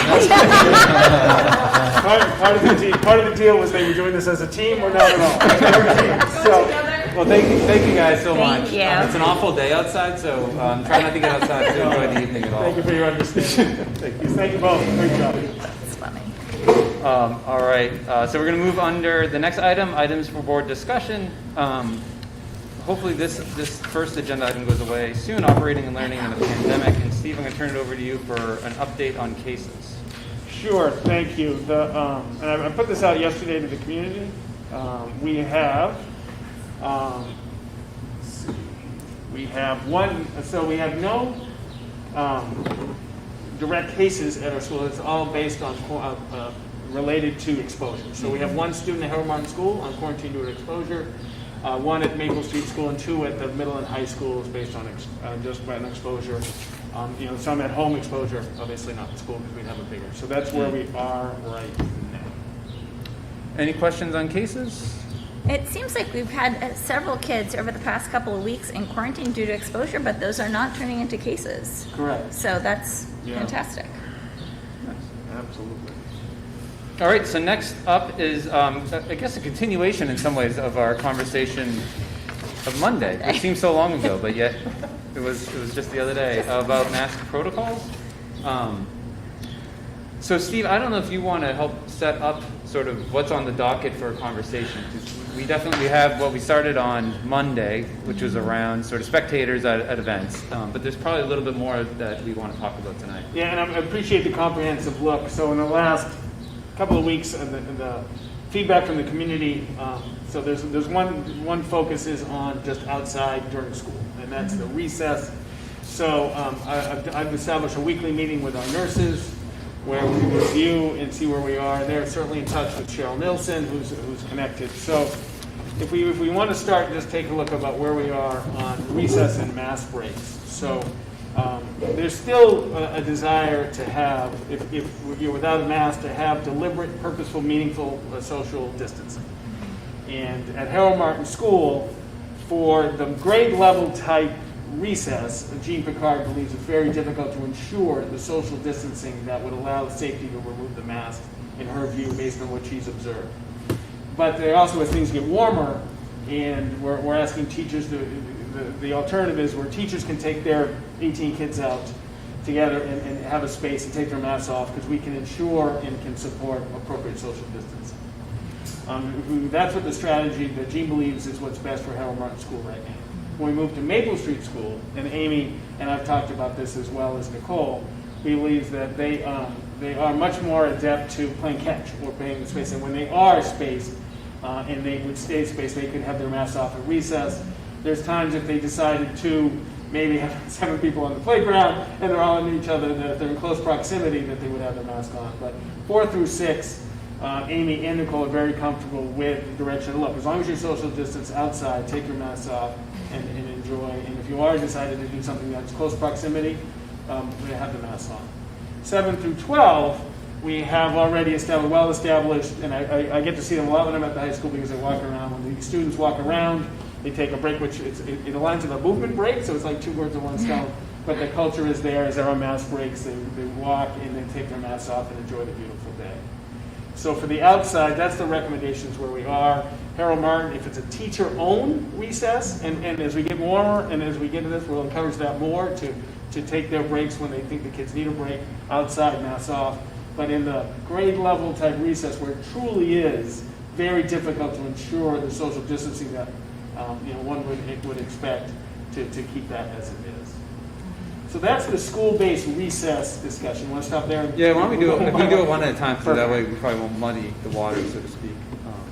So I guess questions or thoughts on what Steve just laid out as sort of a recommendation. I think it makes sense. I think that, as you say, when they're playing, they don't have that cognitive ability to say, it's not wired that way. So, and I like the idea of, take your class out and let them go. How about, so if you're at Harold Martin, you had a normal recess, but you're a kid who's not playing ball, chasing others, like, if that child wouldn't take their mask off, it seems appropriate if they were, because not all kids are playing technical football. And if especially the 2nd, 3rd graders, I think are much more, I think, providing, as Rob alluded to the other night, maybe a space where masks could be taken off. I think Jean would like to be out there and watch an experiment, but I think that a pilot of that to see how that goes would be perfectly appropriate. And Jean's wonderful, and this is out of care and out of 4 weeks, but I think Jean would be open to see if it's as long as there's, and I think that's the recommendation still, right? For students, it's as long as you're social distance, you're okay. So I think we could cordon off and see if Jean would go out and see if that's possible. Especially, I agree with 2nd, 3rd grade, kindergarten 1, it'd be very, very difficult to ensure any kind of social distancing. And the other question, it's more of a process piece than a question. So, as we've implemented, that's the word I was searching for, as we've implemented this, and implemented it along with the MOA with the HEA and HES. We've implemented that to mean like the masks to mean both indoors but also on campus, and so it's been part of the outside implementation. So I guess my question is, like, should we, before we move forward, it feels like we ought to at least have a conversation with the unions to make sure that that they're supportive, because it is their members who are going to also be implementing this change. And so I guess I'm just wondering how we go about that. No, I agree. I think it would be, and I have all indications, that Jean would communicate with the leadership. Jean, Nicole, and Amy would have similar conversations with the union leadership to have the conversations that we've had, and just discuss all the possibilities and see where they're at. But I know that Jean, Amy, and Nicole would be very comfortable having that conversation with representatives from their schools. Mr. O'Brien, I have a question. Who's Mr. O'Brien? So if there needs to be discussion with the union regarding the MOA, and let's say the conversation's healthy, whatever, it's obviously it's non-public, and there's a consensus that it's okay, we don't have a board meeting for a while, so how would we be able to pilot that without this board consenting to such an agreement? So I think that, I guess how I would do it is if this board's in agreement with what Steve laid out as a process and a plan, then we would work with the association if they didn't object, and I think we can implement it, because they would be the ones who object, saying that we're not following through on the agreement. But if they're in support of what we're doing, then this shouldn't be a problem. Then we've agreed, and they would agree. If they have an issue or a challenge, I think we could either work through that and then bring the solution back to the board. We can call it, we can notice a meeting and have a discussion what those changes would be, and if we agree with them. So our hope is that they would agree and we wouldn't have to do it, but worst case, they want to see a different implementation, we could just come back and have a one-item meeting. Perfect. And then I guess this is just a question about, so our implementation has been pretty clear to families about how we're abiding by masks, and for some families that's been a good thing, and for some families it hasn't been. So I guess if we're going to change this, I guess one, we would want to communicate that change to families, and then two, if families had a concern, a concern with the students not being masked at recess, I guess we just have to make sure for those families we could accommodate at some level. And I'll talk with administrators about how they could do it. Now, we have already the ability to have mask breaks, right? And so this would be, the mask break is really by class, and now we're talking about by grade, right? So that's what we'll be working on, and how do we implement a recess without a mask when people are comfortable, and I think we can come up with a geographical solution or a timing solution, or maybe they have different alternates, but we can work on that. I'm not expecting a lot, but just in case. That one all sound good for recess? All right. Yeah. Well, can I Oh, sorry, ask Dulcie. really quick? Yes, please do. I'm sorry. I apologize. No. So I think that totally makes sense on Maple Street and the middle high school for the big kids. And my only question is that, for Harold Martin, that there's a way, and I think we're sort of already doing this, but there's a way to cohort the kids more so that they could at least be in the classroom. Because I know what Bill was talking about, or Steve, you were talking about a week or two ago, is exposure between the classrooms. Is there any way to start to think about separating the kids that they could, wear masks off for longer or play or whatever, or is that just generally not possible given the playground layout? Yeah, I'm hoping that teachers are more flexible with taking their class out as a cohorted group, and takes their masks off during the time, and even outside if they find the outdoor classroom space, so they get as much time as they can. We've talked a lot about how do you cohort, like before school drop off. It's very, very difficult to keep kids away from them. They're very close. They're just so, and rightfully so, they're so enthusiastic to see them. So I think the more we can do as class outside with masks off, I think Jean would be more comfortable with that. Do you know our kids? Yeah, that's a good point. Maybe before and after school is a different story. Yeah. Okay, cool. Okay. No. Do we know if, I know earlier, and I'm wondering if this is still happening, where when a grade would go out for recess, Ms. Donahue's class is the blacktop, Ms. Duvall's class, I know I'm mixing grades, but has the field. Are they still spreading out like that? Because that also seems like, I know they're eating in their classroom predominantly. If they're also already cohorting, I would encourage. I'd certainly follow up and see where they are. I know, I don't know exactly what their procedure is. I know that Jean was not comfortable, masks off in the mask grade level, because we had that specific conversation Monday or Tuesday. But I'll follow up. All right. Next up. So, let's talk about what we started to on Monday, and that is spectators at home events. And so that's where we are in interscholastic sports. We have one more week of the regular season next week, and that leads up to Memorial Day weekend. Then we have 2 weeks of seasons, of the tournament season, and to no surprise, Hopkinton, I think every team will be in the tournament. So the NHIAA, as was said today, had said right now that it's recommended, not required, for masks. Now, the NHIAA only does tournaments, right? So they regulate the tournaments. School districts regulate the regular season. So if we talk about the spectators, and we might as well talk about interscholastic at the same time. So Dan and I speak, we meet every week. Of course, I have personal experience. So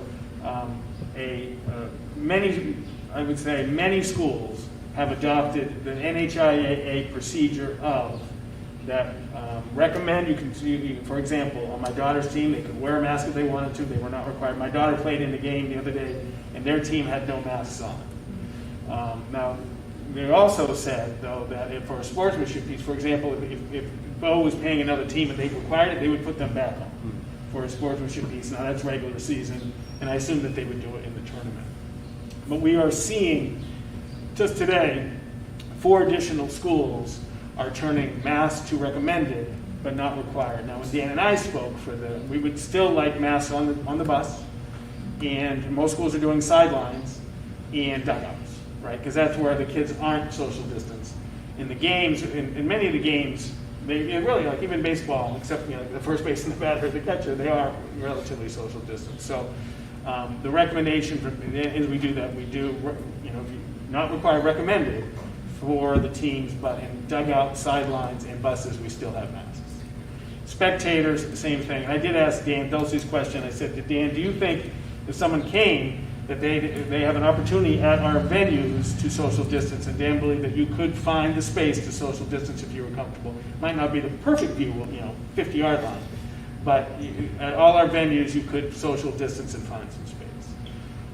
So for the spectators at this point, we would like to make it recommended but not required. And if you're not comfortable, you can find some social distance space where you can have a mask and go 6 feet off and watch the game.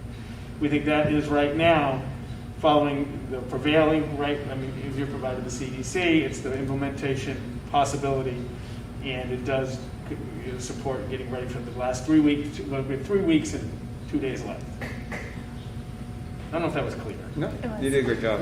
Yeah, I support. I think for the spectators, I think we're following CDC guidelines, and over half the population at this point of adults are vaccinated, and so I think if people want to wear masks, that's great, and those who don't, it's outdoors, they can social distance, and then I think a lot of the kids are eligible who are going to be playing in these tournaments, eligible for vaccinations. We know some have, not all, but some have.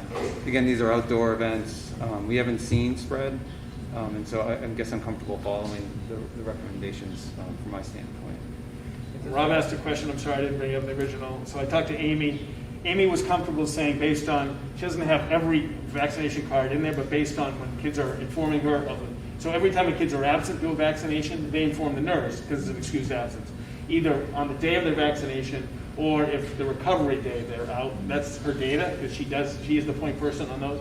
And she was comfortable saying, Steve, I'm pretty comfortable about 50% of those eligible, which isn't all kids, at the time, it's not all kids yet. So about 50%, Rob, where we are on vaccination. And we had 140 people at one point sign up for tomorrow's vaccination clinic. But like what happened with the teacher, which is perfectly appropriate, many have gotten them already. So we're not down to, because it's still, we're about 70 to 80. But we had 140 people interested, who, just like when we teachers did, they just found an earlier appointment, you know what I mean, instead of waiting for Friday. But we do have about 70, 75 all signed up with times tomorrow here. But we start with, really, it's about 140, 150 people who are getting vaccinated, connected to it. You with me? Yep. So I don't know, Rob, if that helps. That's what Amy was comfortable sharing today. Yeah. No, that's good progress. Good to hear that it's moving in that direction. Is this for masks on the sidelines or for playing? I just want to make sure we're the same. We're covering it all right. Yeah, no, just make sure I get it. So, I just want to say, I'm comfortable, we're leaning towards Jim. I just want to make it really clear to the board, and I want to hear from a perspective. This is not like anti-mask or anything like that. This is what we decide tonight will have a ripple effect through the community with clubs for example. A lot of them guide what the Hopkinton School Board does. For example, it's possible that the lacrosse club who have children who cannot get vaccinated may adopt the policy, may adopt what we agreed tonight, saying, okay, fans don't need to wear masks, and the students who cannot be vaccinated, they'll take the mask off potentially, but they have their own policy, but they use us as guidance. Sure. So I just caution the board. I mean, as a father who has kids playing lacrosse, when those kids, they're not vaccinated yet. Those kids, when they are on the sidelines with their mask, they're wrestling, and now we're taking that off. There's a risk that this could come into the school. So I just want to caution that they do look at this board for guidance. I'm not yay nay in a way right now. I'm just letting you understand they look at us and they try to adopt what we do. So we just got to be a little caution that, do we look at grade levels and then maybe decide, I don't know if that makes sense, Jim. Well, what grade levels are in the tournaments, right? It's only our, Yeah, to be honest, we're really talking about high school. So it's only high school. It's high school. So it's high I school. mean, Dan and I thank you, it's a great point. We did not, there is no guidance for middle school kids to take their masks off and play. Yeah. I'm just, and I think their season ends, next week or now. Because we have 1 week before, the season's over before Memorial Day. So the fan thing, I'm fine. People can social distance. They can do their thing. That's totally fine. I came in here. I'm like softball, baseball. There's no physical contact. The only one I really hung up with a little bit was lacrosse, and that's the one that's most contact. But I needed time to think about this Monday to today. We're at that point where people can get vaccinated, their choice, and the risk of catching COVID outside has not been very low. It's very clear on that. But I needed time to think about things and talk to other clubs about what they do for adopting such a policy, because they look at us as leaders. So, that's where I'm like. The only thing I had a little bit of an issue, and Delsey's big lacrosse family herself, that was the only thing that really was the most close contact sport that gave me a little bit of a pause, to be honest, with the board. Dulcie, do you have any thoughts?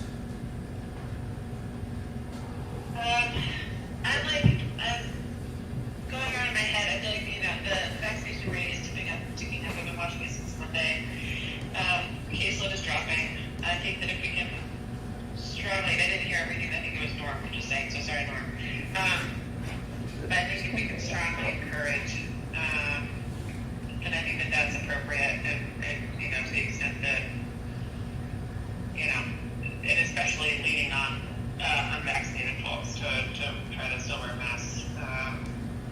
I think given sort of where we are with the numbers, it's definitely not unreasonable to think about making the switch. Yeah. So, Rob, sorry. Sure. Whenever we met 2 weeks ago, Dulcie had asked about, is this consistent with the town ordinance? And thanks for putting it in the packet. I think it is, because and I don't know how George Park fits into that, because it is their recreational land, and you just use it, but that's all weird. But their language is, when social distancing is not possible, it's strongly encouraged. So it's not a requirement, so I don't think we're, trampling their... I agree. I was in the great state of Vermont, where they can be more crunkily cranky.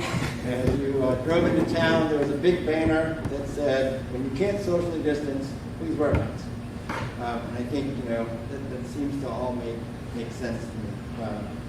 During play, again, some sports are naturally socially distanced, and others, because you're outside, it's limited. My son, who plays right field for baseball, will tell you he's very socially distanced. He's out there. So I want to make sure, just to reiterate, so that pretty much the change to our sports would follow the interscholastic sports recommendation. So masks are recommended but not required, and our change would be on the field, right? The field of play, athletes would not wear masks, or they're not required to wear masks. But when they're getting transported to and fro, when they're on the sidelines, they would wear masks. So really, the change is the field of play. Yep. And then spectators, we would recommend but not require. Yep. Okay.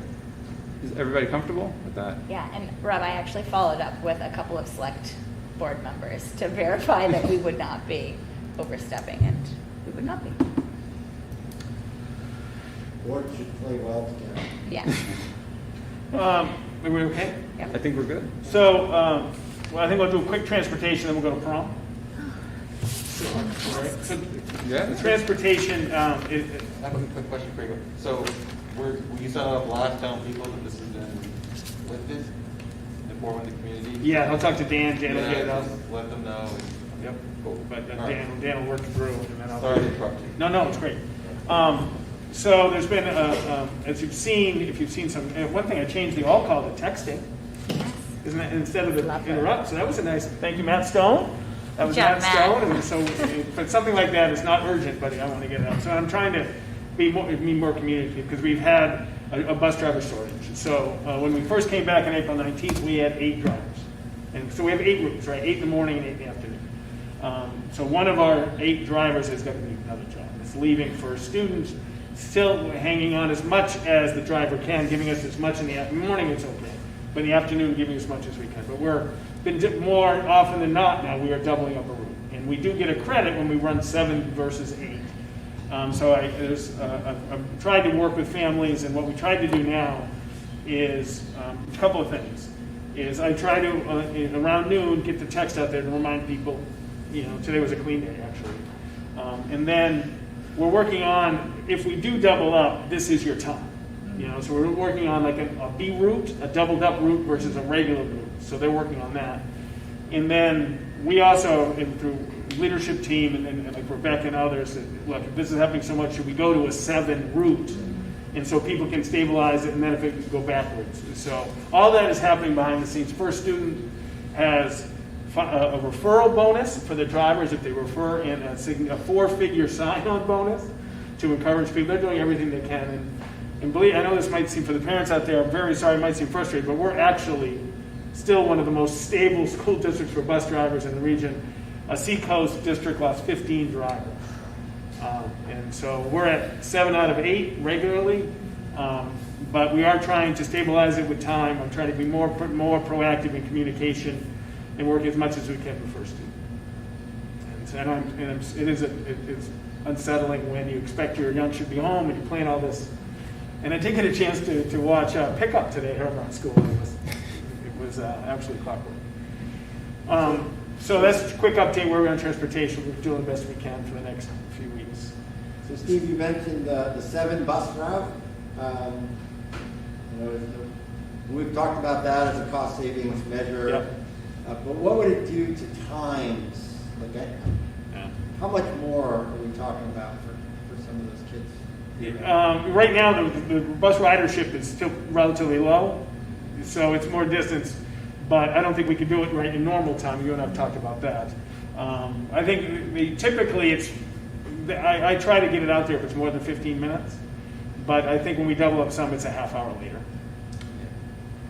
Because they complete a route, and some of them are contiguous, so it's not like in Jamingo, they complete a route, then they complete the next one. So if you're the last kid on the bus, that's a long time. It is a long day. Do they think that this is going to continue into the next school year, or are they hopeful that they're going to be able to hire someone? They're very hopeful, and we think there's some regulatory changes regarding unemployment and some disincentive work. And so they think there's work incentives now versus others, so they think that's going to help. And we are a target place for buses because we have such great community. It's a nice rides in the morning. And I'm glad we get a credit when We we do. don't. Yep, Michelle, That was going to be one of my questions. I talked to the bus contract manager, and I talked to Michelle about that Great. today. So quickly on the prom, if that's okay. So remember, we actually started planning on the prom January, maybe February. A while ago. Much different world Yeah. than where we are now. And so during that time, we have authorization to plan. They selected a very much outside venue, not a sit-down meal.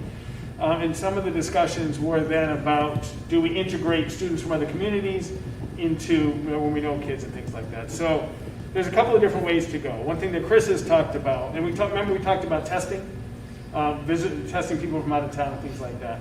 But it's a whole different world. So we have some experience. So June 6th, prom is a very late prom, which is great for the vaccination rate, right? I mean, I know some very close to me who had their prom a couple weeks ago. And so for example, in a regional and a town contiguous with us, they did have a positive person attend the prom, and they did social distancing as best they could through basically the meal, because that's when the masks were off. So in talking, so one way we can go is we could say, and we also have Binax tests, home test now, right? So, or you can still go very quickly and get results. So what if we wanted to go pretty conservative, pretty safe for a prom, it would be a vaccination card or a Binax negative test within 24 hours of the prom. And we could do that either just for guests, but in talking with Amy, if we really wanted, because from experience of my daughter, there's not a lot of social distancing going on at the prom. Just so you know, I mean, and I had to realize that as a dad. I'm just kidding. So the conservative, very comfortable. Either you have proof of a vaccination, right, and then you go to the prom, or a 24-hour. That's a family's gonna be pretty. That's the best we can do. Or as Chris had talked about with some families, relying on our own and then testing vaccination or Binax for anybody outside of town. That inconsistency is a little funky, though. That's all. You know what I mean? I mean, just because you're outside of town doesn't necessarily mean you bring that to greater risk than people in our town. So if you wanted the consistent piece, and what Amy and I talked about, really, if you really want, it is either show your vaccination card or a Binax. And we are talking about, Amy, an honor system. I'm not sure we're going to take a picture of everyone and email. And no one wants to be in this business of someone showing up in their beautiful gown tux and saying you can't come. So it's really up to the board if you want to focus on the guests or you want to focus on this. Now, it's all over the place. Some, nothing to do with vaccinations and nothing to do with testing. Just masks at a prom. That is some standards, and some are going to exactly what I just described, which is a vaccination or test for every participant. That's the continuum. It's really what the comfort level is. So our initial thought was masks and as much social distancing as possible. That was what we were going with. Yep. And we said kids from out of town was a maybe, and then I forget where we were. Yep, and it was maybe, but probably testing. Yeah. Right. We're required to test. That's where we were. I mean, I would be comfortable saying masks for all folks that are coming, and social distancing. And if people wanted to say, show me a vaccine card or get a test, I could go along with that. But at this stage of where things are at, masks and social distancing. That's my sense. Thank you. Other thoughts? I'm still mulling it over. I'm with Rob on this one. I mean, if we were going to test anyone, maybe you could test out of town guests, but I mean, I think at this point, there's also, we have kids less than 3 feet in our schools with masks, so True. I don't see, they'll be dancing. Yes. And not sitting and learning, so. And they will be dancing close to each other when they're this kid. That's nice. My daughter went to the prom. Dulcie? Yeah, I don't remember anything about, well, I remember prom, but like I don't remember specifics of how it changed the last 20 years. How many out-of-town guests do we typically have year over year? Yeah, in talking with, it's projected to be a very low number. I would say not more than 20. I think Amy said something like 9, but let's say 10 to 20 by the time it's all said and done. It's not a big number, Dulcie. Okay. And then you might have already said this, and I could have totally missed this, my apologies, but do we know what the vaccination coverage rate for the high school is? Sorry if I missed it. No, approximately Senior class? approximately 50%.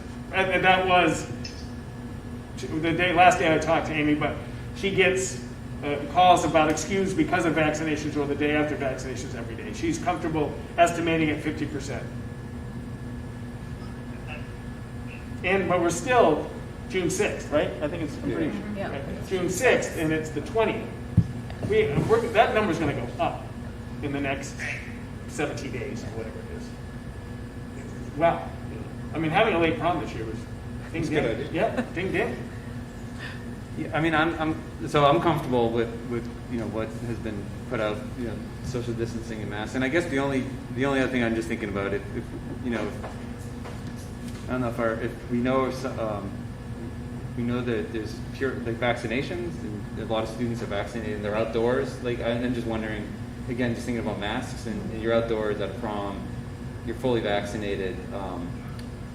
I'm just thinking, like, what is that very, very, very conservative? I mean, just, I'm wrestling with that in my mind. So anyway, that's right. Would that be, would we want to do the same protocol that's acceptable for when they're taking a mass break outside? If you're outside, you're socially distanced, Yeah. you don't need to wear a mask. We certainly can look at it. I haven't talked to, the only procedure that we've talked about really is masks and social distancing. I can talk to Trish, the people, I want to certainly respect that people are going to be there chaperoning and what their comfortable level is. Yeah. But I just haven't talked to Trish and Chris about how much time masks off at the prom. In some proms, my daughter's prom, she said masks were on for real, but I've heard there have been other proms that haven't been out of religiously. So if I'm dancing, slow dance, my mask is on, and my guest is mask on from outside or together, Hanging out. You guys like that? No. Their masks are still on because they can't social distance, so they're having it. But if they need to take a mask break outside and they're social distance, very similar to what we're doing right now. I mean, I get it. I don't see how it would be inconsistent not to be consistent with what we're doing during the regular school day. That makes perfect sense. Happy to talk to them about that. And we actually do have one more board meeting before the prom out there. I'm certainly happy to talk to them.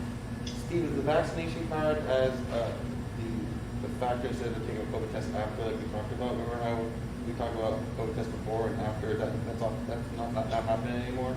Well, right now, the current is just social distancing and a mask, and not to have that. Okay. So, but them to return to school late, what's the procedure for that? We're just gonna... If the student's out because of symptoms? Or like for them to come back to school, they have to show a negative COVID test. So that's out the window now. It's going to be. What you're saying? Yeah. What do you mean if someone has a? No. We had an agreement when the board said to the prom that there was going to be a COVID test before the prom and a COVID test after the prom in order to come back to school. I don't remember. I'm sorry, I don't remember. We discussed it. I don't think we agreed on it, but we floated it. We did float it. We floated it as an idea. Yeah. But I And we don't thought we'd think come we back. came to any kind of agreement on it. And we thought we'd come We've had back. so many meetings. Once we had Yeah. once we had data and once we knew, we'd come back. Because we were looking, it really was about counting, remember, we're looking at numbers. So we're doing exactly that. We're coming back, trying to codify it. Okay. And we're at a good place with vaccinations. And we're all back in school. We're back when we were doing this, we weren't back in school. Yeah. That's clear. Okay. Outdoors. So I guess what I'm hearing is everybody's comfortable with, we're not going to test, it will be mask and social distancing, and if they're outdoors, if they're slow dancing, as Norm talked, then mask. But if they're social distance or they're doing mask breaks consistent with how we're operating in school, that's comfortable. And I'll check in with everybody just about this. See, this is where we're at. Make sure that the chaperones themselves are going to be spending this night in the wonderful starlit of the high school prom. They're going to have a great time. It's a pretty location. Great. All right, anything else in this one? So the next, we've talked about the tournament protocols. And so I don't think we'll do that one again. And then decision-making matrix. And I put it, you saw in the packet, it's 12.3, which is accelerated spread. We had it down to 10. It's been up the last couple of days, but we're still monitoring it. But certainly a lot better than what we have been. All right, we've just covered a lot of ground. Is there any other thoughts on this sort of general topic before we move on to the next? Dulcie, are you all set?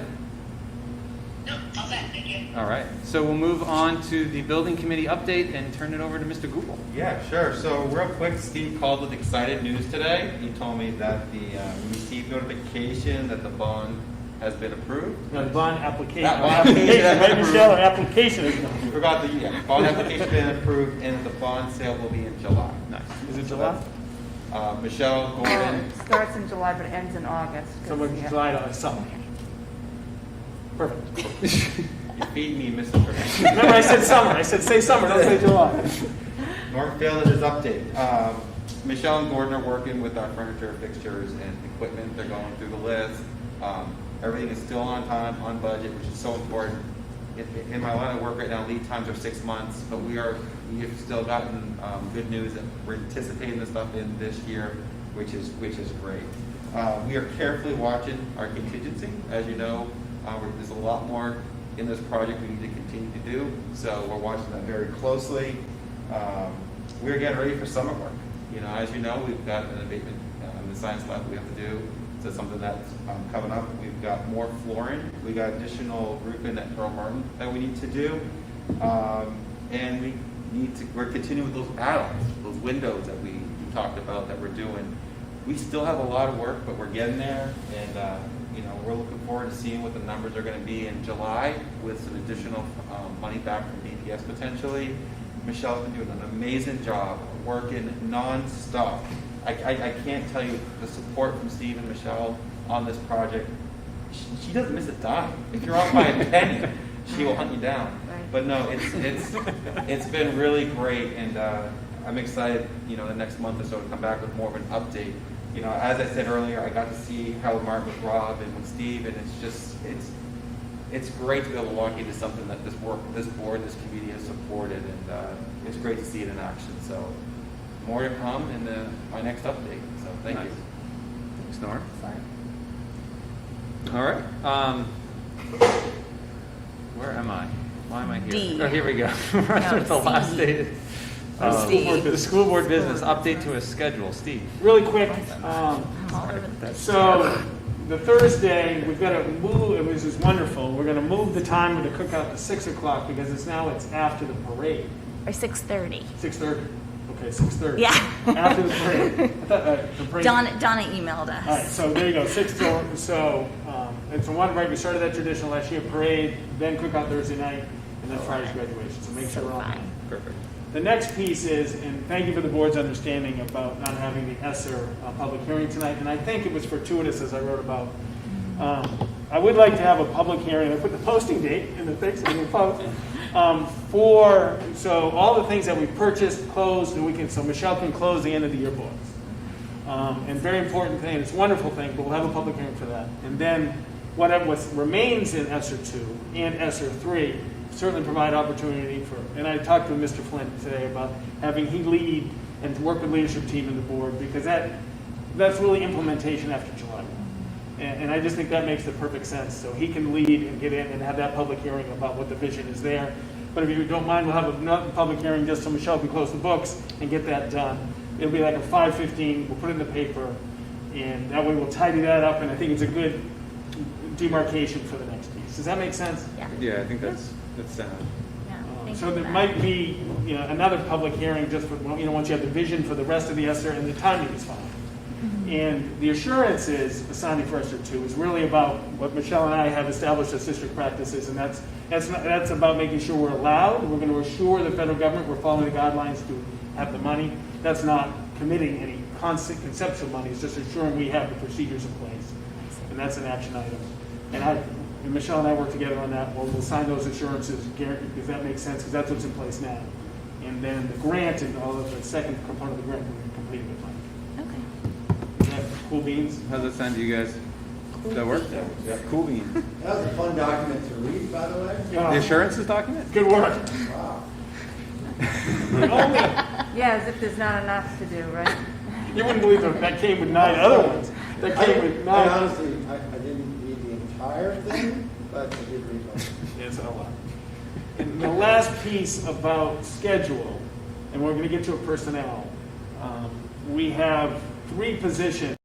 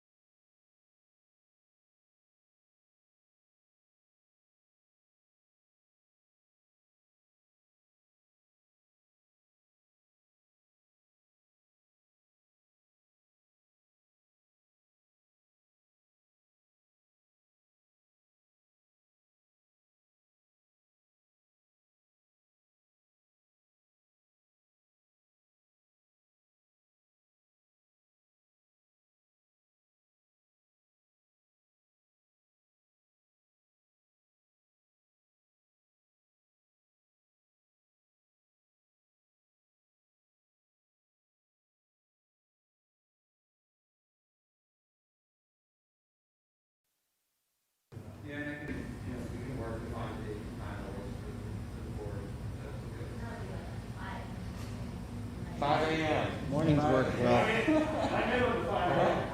Oh, really?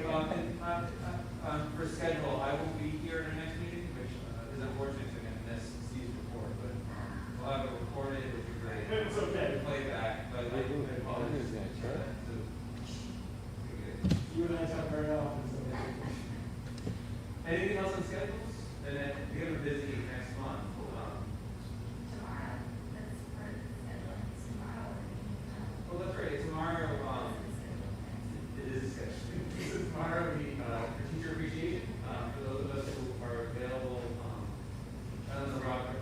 I have an appointment in the morning that can't be changed.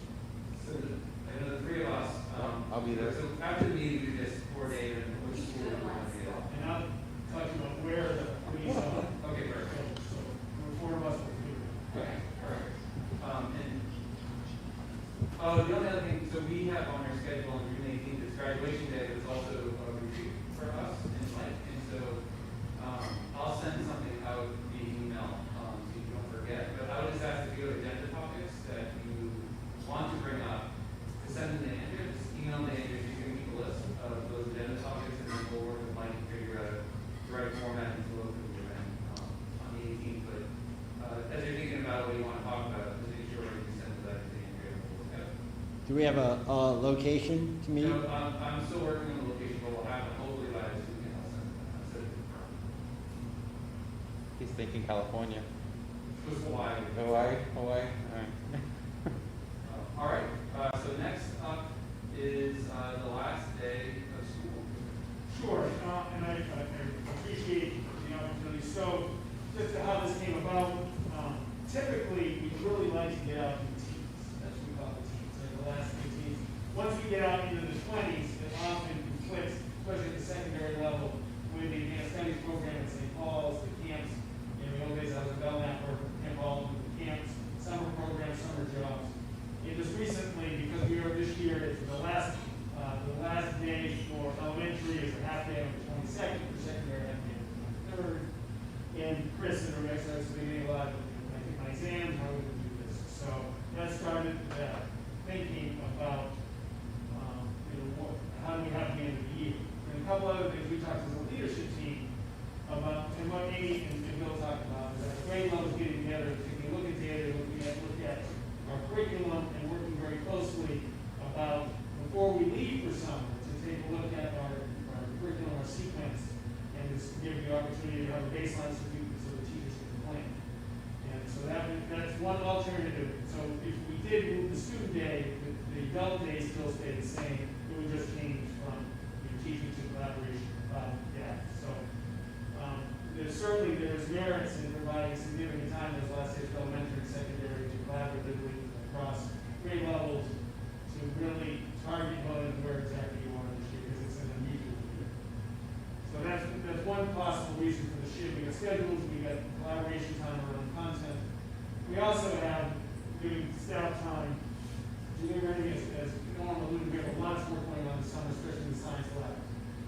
We're trying to find something. What we don't want to do is reduce, to have a lot of time during when kids are around, we don't get to move, to shove, to unpack, and to really take care apart the science lab.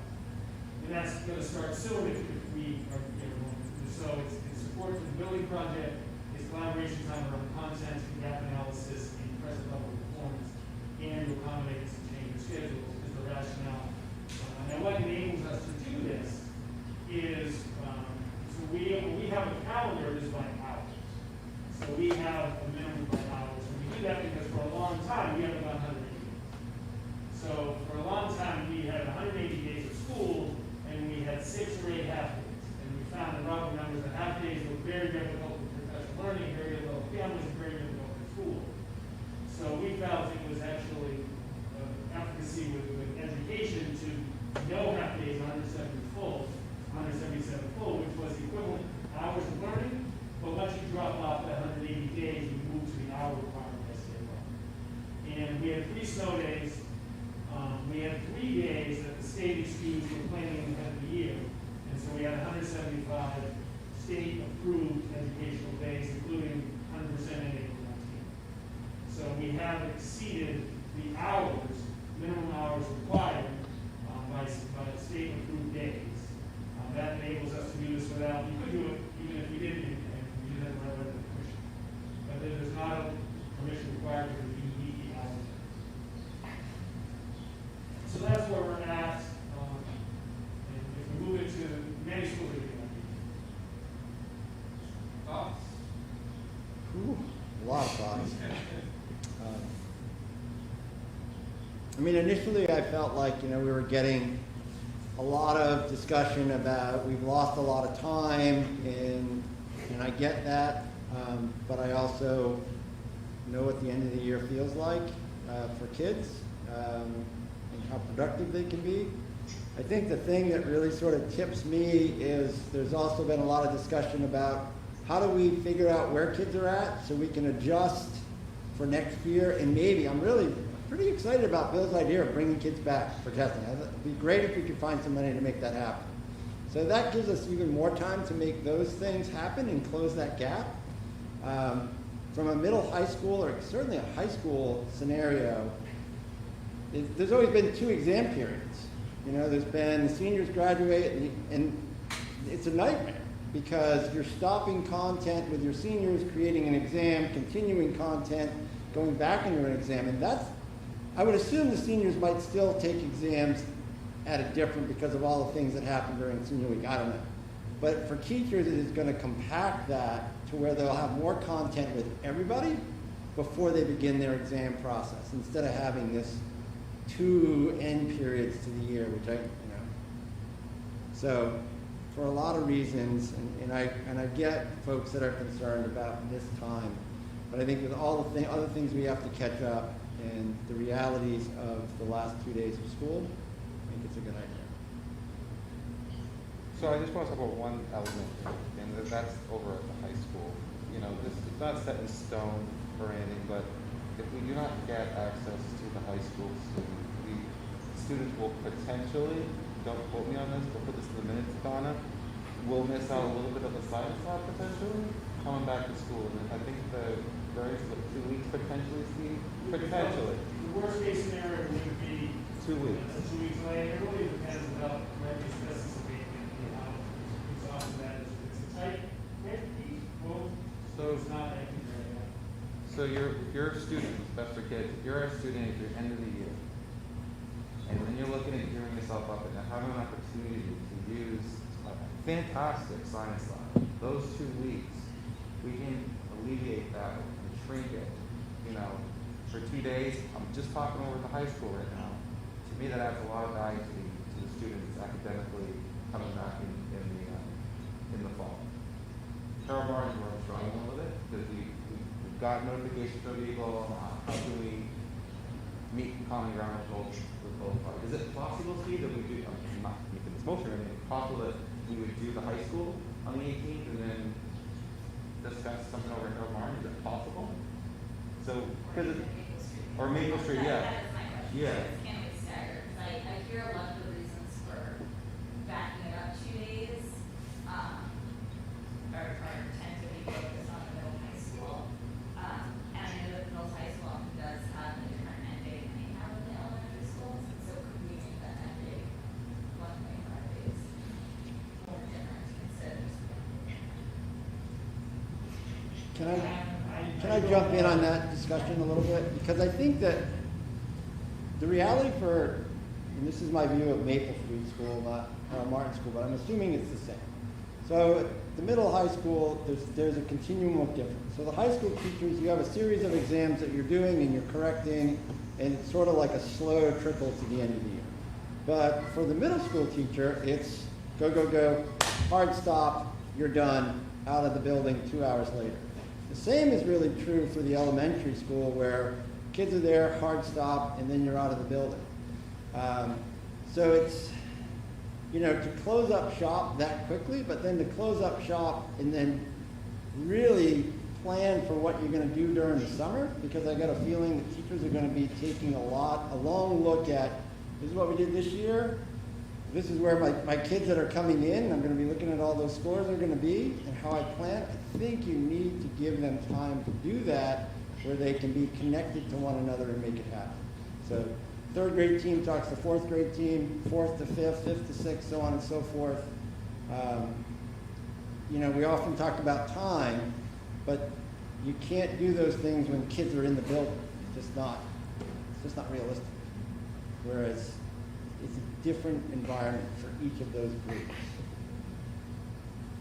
I mean, my general concern, 2 days curriculum-wise and the grand scheme of things probably isn't going to make or break it. It's really for the families that, I mean, are planning on this 22nd being the last day, and people, it's their, their jobs or it's their child care, and there's all sorts of reasons that I can see parents being just put out if we change the date on this hard, and you know, it would be less than a month of notice on a calendar that's been out since, I don't know, yeah, it's been a while, so anyway, that's my general concern. And how we, if we choose, the board chooses to do that, is there anything that we can do to mitigate that on families? And I know it's probably not a lot. This we can do, but I just wonder if there's any indication for the families who are going to put in a real line for all legitimate reasons, no reasons for that. But it still doesn't lessen the impact on families of child care for our third. And I think that's where I was trying to think, is it possible to split it? I mean, there's probably some people yelling at me right now, you know, on the TV, but is it possible that we do 7 to 12, the 18th, and then we leave the plan as it is? I mean, it gives them more curriculum, whatever it is, but I mean, I don't know. I worry about morale, I worry about consistency. Everybody's really, it's a challenge, right? It's the most challenging year of the year. I appreciate your sentiment, but I just think it'd be good with that consistency. I have no data. I mean, it's very likely that, you're right, Steve, it would hurt morale between buildings and more likely than not prompt a grievance of some sort. Yeah, For sure. Very well. Dulcie, so it's hard to pull you in. I don't know if you have any thoughts on this topic or yeah, any thoughts? Yes, well, so yeah, and then I will say to everyone that again, it's like, you know, huge step over here. I hear about stuff on this right here, everything except for me, except my colleagues, not my opinion. Yeah, I hear everything that we're saying here for why it makes sense, but I still feel like after this year, I think we've got to like more school, not less school for the kids and also for parents who have been at home, have their kids at home for, you know, 15 months, you know, including last summer. And I know it makes me feel continues to have that time, but it also makes me feel for the parents and, you know, for the parents who do want to pull their kids from campus, pull their kids from campus. You know, I think you're saying something that the first box we got or very was all in favor of keeping it to the schedule. But I think that I get it, you know, it's cool, but, you know, I have heard a lot of the things from my colleagues. Thanks, Dulcie. Okay. So where are we with that? I feel like I think we just as is, right? Based on your comment about morale, Steve, well, one of you guys said something about how, you know, issues with both buildings. We leave the end of the school day as is. Well, I'm not. They just asked the question, I guess. That's what I did. This is a straw vote. So who's in, I guess at the moment, who's in favor of making the last day of school 8? We have Rob. Yeah, that's why the high school for me was. I think I heard you, Dulcie, you said that you would rather keep the schedule as is. Okay. So I was sending you in my straw vote on that side, so. I guess, you know, I'm kind of thinking about this in terms of the short term and the long term. And I got to tell you the truth, when I first saw that on the schedule, I was a no. Because I was thinking about just what you said, Jeff, the parents. And then the more I thought about it, and the more I got out my little T-chart and thought about the end of the school year and what happens, and that really, you know, this year in particular, you're building the ship for next year. You're building the ship to let people be ready to plan their summers. And you know, I know it's that teacher guy on the school board again, but teachers work in the summer. I mean, we're not working, but we're working. You know, you're revising curriculum, you know, you're thinking about how you're doing your practice, you're taking courses, and now there's a lot of other things to think about. And I think affording people that time is time well spent that will pay benefits far greater than what we lost for 2 days this spring, next fall. And that's where I ended up where I am. And that's kind of, you know, it's, yeah, I've said mine. Does that make sense? It does. And I appreciate it. I get all that. But so the parents who have no option. So that's kind of, I think if we had had this conversation a month or two ago, I probably would have been where you're at, but I think less than a month, 3 weeks, maybe a little bit more than 3 weeks away. I am sympathetic with our staff and needs, but I'm also sympathetic to the community, and I don't know, I have a hard time changing it now. But I hear you, I understand conflict, but I'm struggling with it. Because it's not, it's focused on and I don't mean this negatively at all, but it's focused on the teachers, less than the families and the students. And so that's, I guess that's where I'm stopping. It's not that there's anything wrong with the plan, but it's all about sort of stuff that, I don't see the benefit of the students and the teachers' plan. So there is that roundabout way to get there. But I just worry about the families who have no options. It's sort of scramble on top of all the other scrambles already. It's hard enough said. Is it? I'm It's up to sorry. you. I'm stuck on that. It's one at a time, so we kind of figure out. Yeah. And so the straw poll was on, actually, I don't remember the straw poll was on moving to the 18th as the last day of school overall. And so I saw Rob said yes, I didn't see any other hands for it. So then the second question, I guess, would be, we want to do a hybrid, a little hybrid these days. A hybrid where we would end on the 18th at the middle high school, but have the elementary schools go to the 22nd. Knowing, right, I said that right? I did. So knowing the concerns about morale, knowing the concerns about possible grievance, because we'd be treating, one could argue that teachers would be doing the best work. Being treated differently. Steve, isn't it, the middle high school usually goes a day longer because of the day in between, so you would actually be, right, because we put a day in the middle between semesters as a, so. And middle school, we had the second parent teacher conference, and the elementary teacher had a summer day to do the class. That's why the elementary teachers had a day in summer to use, or the others were during the school year. But that's by contract. So now we would be changing the working conditions for some of our schools to be professional learning. And some people like it, they love it with kids. You know what I mean? So I don't know if we can do it. We've never done it.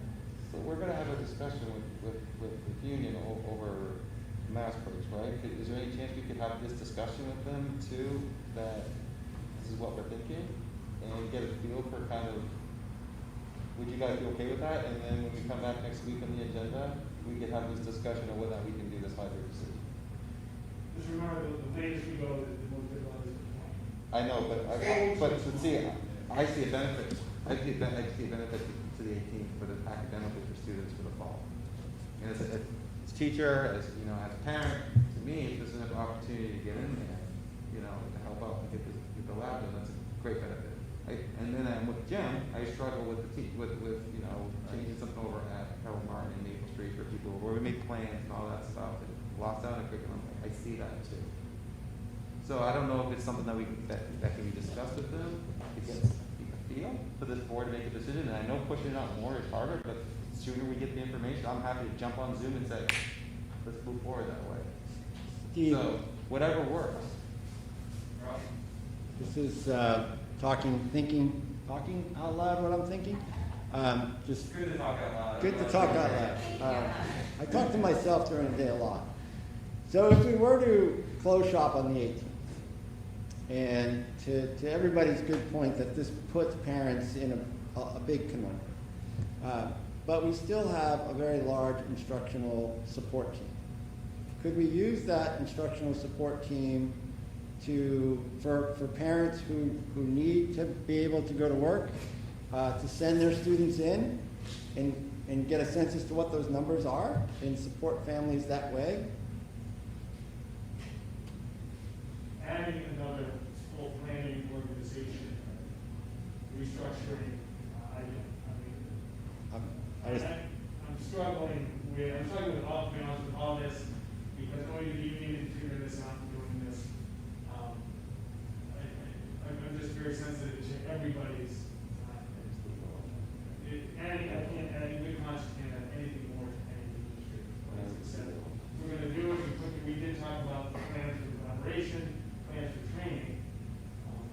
But I completely understand. And I apologize if I come sooner, but it never even occurred to me to reduce the student days because of doing that. But then we started looking at gap data, talking about all this, and everything we were talking about. It's a thought, Steve. I appreciate it.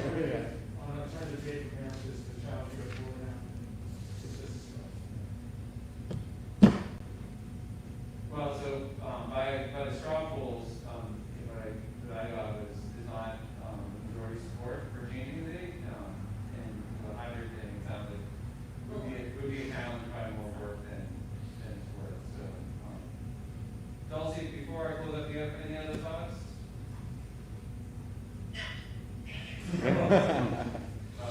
So it sounds like we're going to stick to the calendar as to the 22nd, understanding that obviously for teachers that things change more challenging. Yep. And for it is a half day on the 22nd. I think there were 23 days. For us, it's always been a half day on the 22nd. Half day.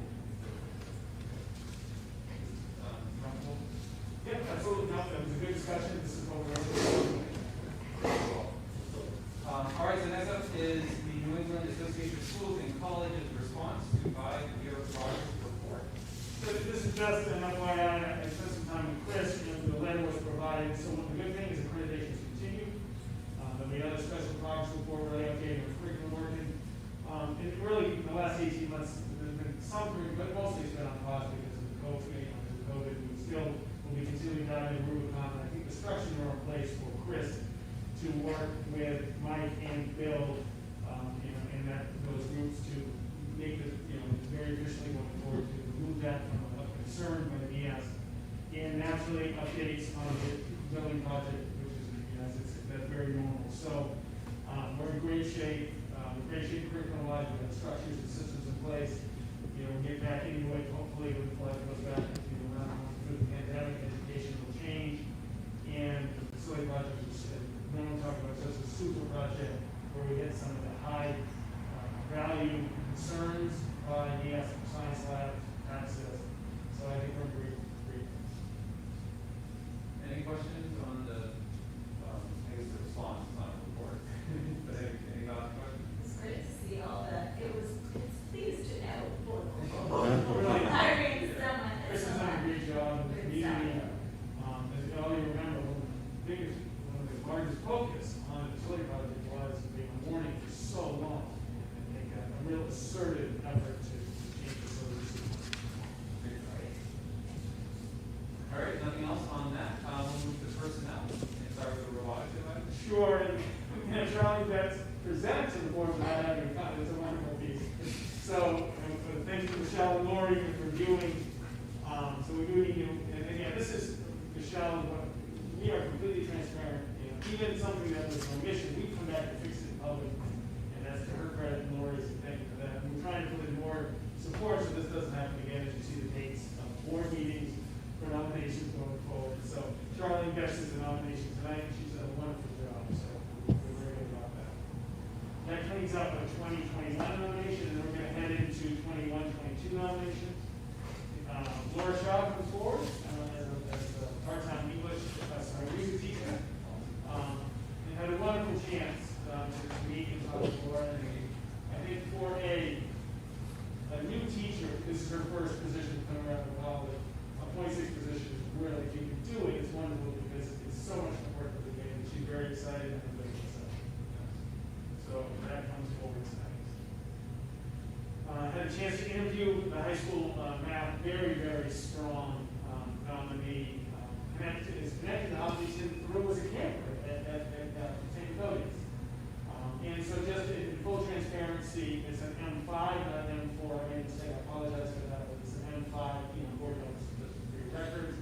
Very pleased that he's going to be with us. He's excited to be with us. Okay. So the next, this is we're still continuing our Michelle nominating season.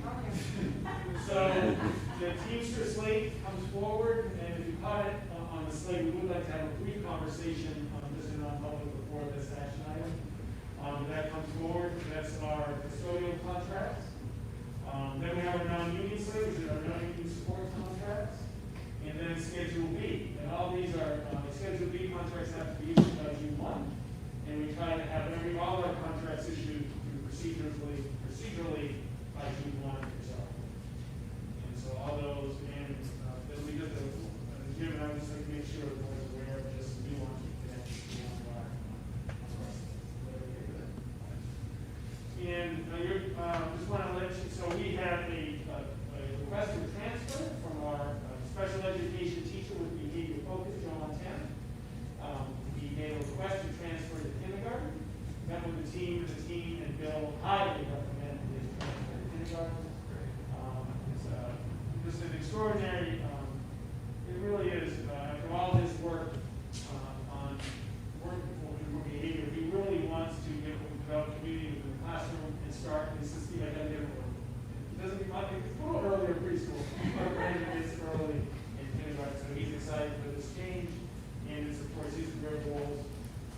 And I found it, but it's rare to have a male elementary teacher, so it's going to be a great addition to this. So you'll see that that's not an action, it's just a transfer. But when you see them posting, I was like, oh, we need to do that. So I always try to make sure the board knows. Any questions on any of the personnel items? And so we will, what I think we'll do is when we get to the motions, we'll do them all. We'll save the Teamsters one. Then we'll go into non-public. We have a non-public action as well, so we'll go into non-public, and then we'll come on to non-public. You can vote on that on the contract. Whatever we get to the agreement. That sounds all right. Perfect. Dulcie, any questions? All right. So we'll move on to financial. Sure, and I'll just introduce it to Michelle. The first one, it's been an incredible 2 years, certainly the facility project, with COVID, with ESSER and all these, and among all that, Michelle has been diligent in implementing and now finishing the removal of lead process at our schools. This goes back to Bill Caruso, right? Does it start with Bill Caruso, who was the facility director? And I have deep respect for Michelle for a lot of reasons, but for her, this is one very personal for her, make sure that our kids have clean drinking water. I mean, that was changed, just the time it took to track that, it was impossible on our side, but she did a great job improving and doing everything she possibly could to manage this. And so, Michelle, publicly, I want to thank you for your effort, not just in ensuring the cleanest drinking water we put in our schools, because you're absolutely relentless for our kids to make sure they can drink safely and signage, but also your ability to check and set reimbursement and make sure the district has reimbursement this work. So, tremendous job, Michelle. No, I personally want to thank Michelle. Listen, 2 years ago, remember my first board meeting? You were a joy. I brought this to Michelle's attention, and just 2 years later, here we are getting it done. And it was just, Steve told me, he was like, I have something to tell you today, but I don't know what it is. I'm like, okay. And then it came to him 2 years ago, my first board meeting, I talked about the lead, and it's just great to see that's been fixed. And it has come up in the facilities project where we've had, EPS all up with some recommendations, and Michelle's on it. And again, I just thank you for getting this amount of money back to the district. It's great. So thank you. So the amounts in there are actually, we get half of what, because the project cost is what it costs us, so we get 50% of that, just to make it very clear for anybody on the streamland. And it was for a specific range too, that we would get money. So it had to be a certain range. Correct. Yeah. And if we exceeded it, it was on our table. Yeah, so. So that's okay too. Yeah. Thank you. So on the general assurances, I just want to comment, and I think having a public hearing and the same message is just as you start thinking about the leadership team, the timing, if and Chris has spent some time with the superintendent that is talking about the vision for next year. If there's going to be a connection to the master schedule, then that, and it might be, I just want to make sure there, it is possible to have some delay in the master schedule if that's connected to ESER 2 under Mr. Flynn's stewardship. And I don't think it's catastrophic, but it is, that's the impact of the delay. It could be staff availability, if there was staffing for impact on the master schedule. I still think it makes sense, because it really is going to be his vision working with that team to do it, however it can be expedited. But I just want to be transparent, and Mike and I talked about this today. So as you work through the timing, that's the impact. But you're talking about July 5th versus that. I think it's manageable. And Rebecca and Chris and I talked, it may be that the master schedule doesn't make sense, but it's been such a you know what I mean? So, but I apologize for bringing that up before. I just want to make sure that doesn't make sense. Yeah, I appreciate that. And we talked about the general assurances, Rob's read it all, so I don't know if there's any other questions, but it is an action. All right, multi-financial.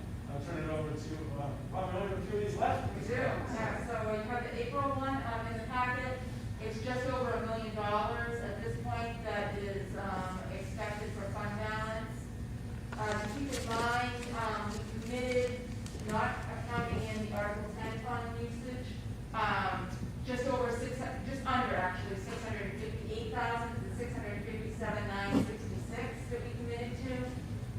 So keeping track of that, it's a little over 342,000 more. And my plan is to do another financial before the finance committee meeting next Wednesday, right? Yeah. Yeah. To try to see, because we'll have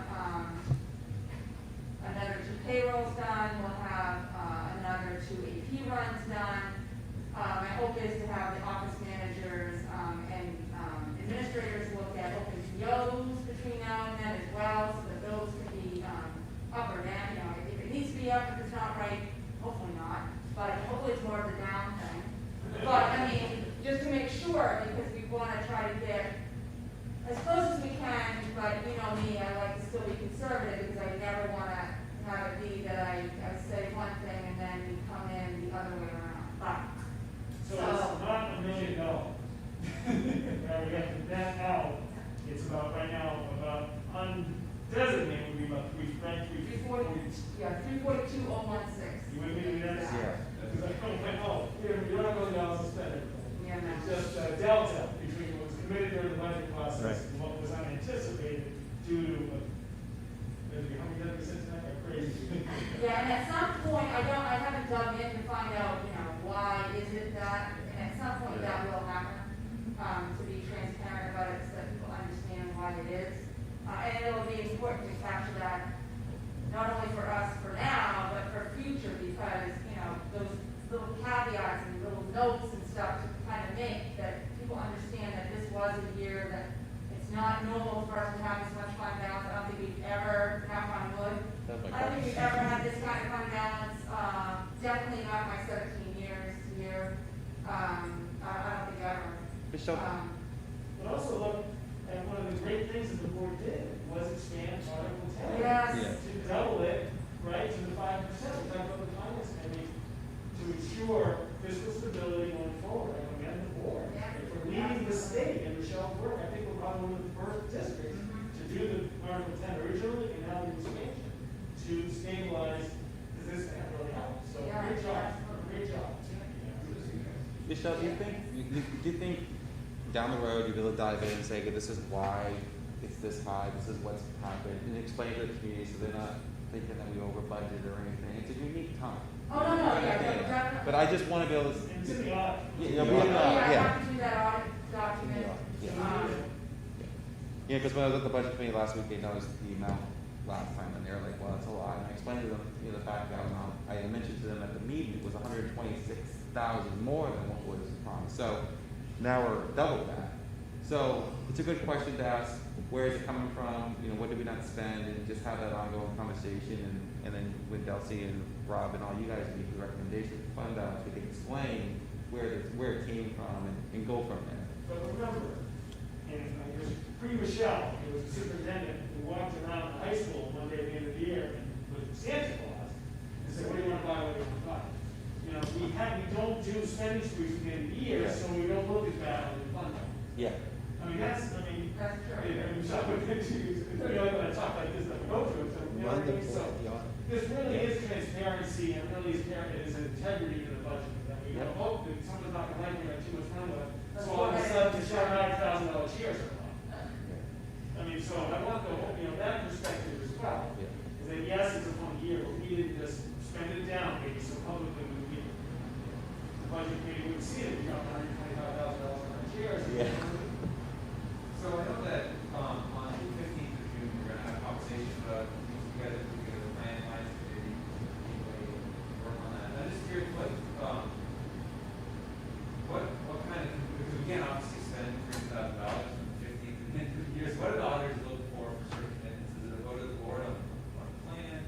Is it more than that? Just sort of wondering how you cover those dollars. Yeah, well, first it would be if you're planning on doing a project, then you need to have the vote done ideally before June 30th, right? Yeah. If there's certain circumstances, we can ask the auditors if it's after June 30th. But we have the audit very early this year, so I have to be ready for, I know it's the third week in July, which we've never had this early, ever. So that's one thing. You can set the Article 10 money later. It's really, if you want to make purchases like last year, we wanted to make those tech purchases, we had to do it before June 30th, right? We had to make those money. Or if you wanted to contract with something, but again, ideally they'd like you to do it before June 30.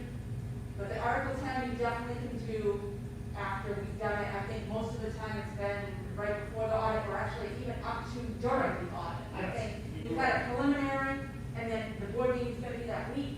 And so I book it, what I think the board is going to vote on, which is what you guys have, and then usually that's what happens, and then it's done. So yeah, I hope that helps. I can ask the board if there's any wiggle room on that. Last year we had helped the auditor. We did because of the funky year, and so I can ask about that. But the caveat I will use is that because the audit is early too, it would probably be sooner than later if they did allow for a caveat a little bit later. But having a gap for Article 10, so it doesn't all have to go back to the tax rate to bump it, after a year and then create any anxiety. Like one example I'll use, everybody sees there's no fence, right? So one thing I would think, and we'll have all the quotes by then, is, dealing with this fence issue over there before June 3rd, right? Like it wasn't a budget thing, it's a necessary thing, and it's a safety thing. But it's just using an example, that's an easy thing to bang out and say to commit to before June 30th. It's probably the more comprehensive and complex things, because it is a lot of money. It's a lot of money to spend in 2 weeks. Or just set up, there's definitely options. The good thing is, as you said, you have the ability to go to the voters, and the voters said yes to raise it to 5%. That is huge. It really is. Because honestly, you could say, we're not going to take anything in Article 10, and we're going to leave it in because we're going to dump 250 plus what we committed of 657. So now we only have $92,000 to spend. You know what I'm saying? Like that's just an example. Really small. Right? And then they have that. Revenue reduction next year, so you know what's going to happen. You got Article 10, and you've done a great job. So there's all financial opportunities that this board, Michelle and Michael, Any other questions?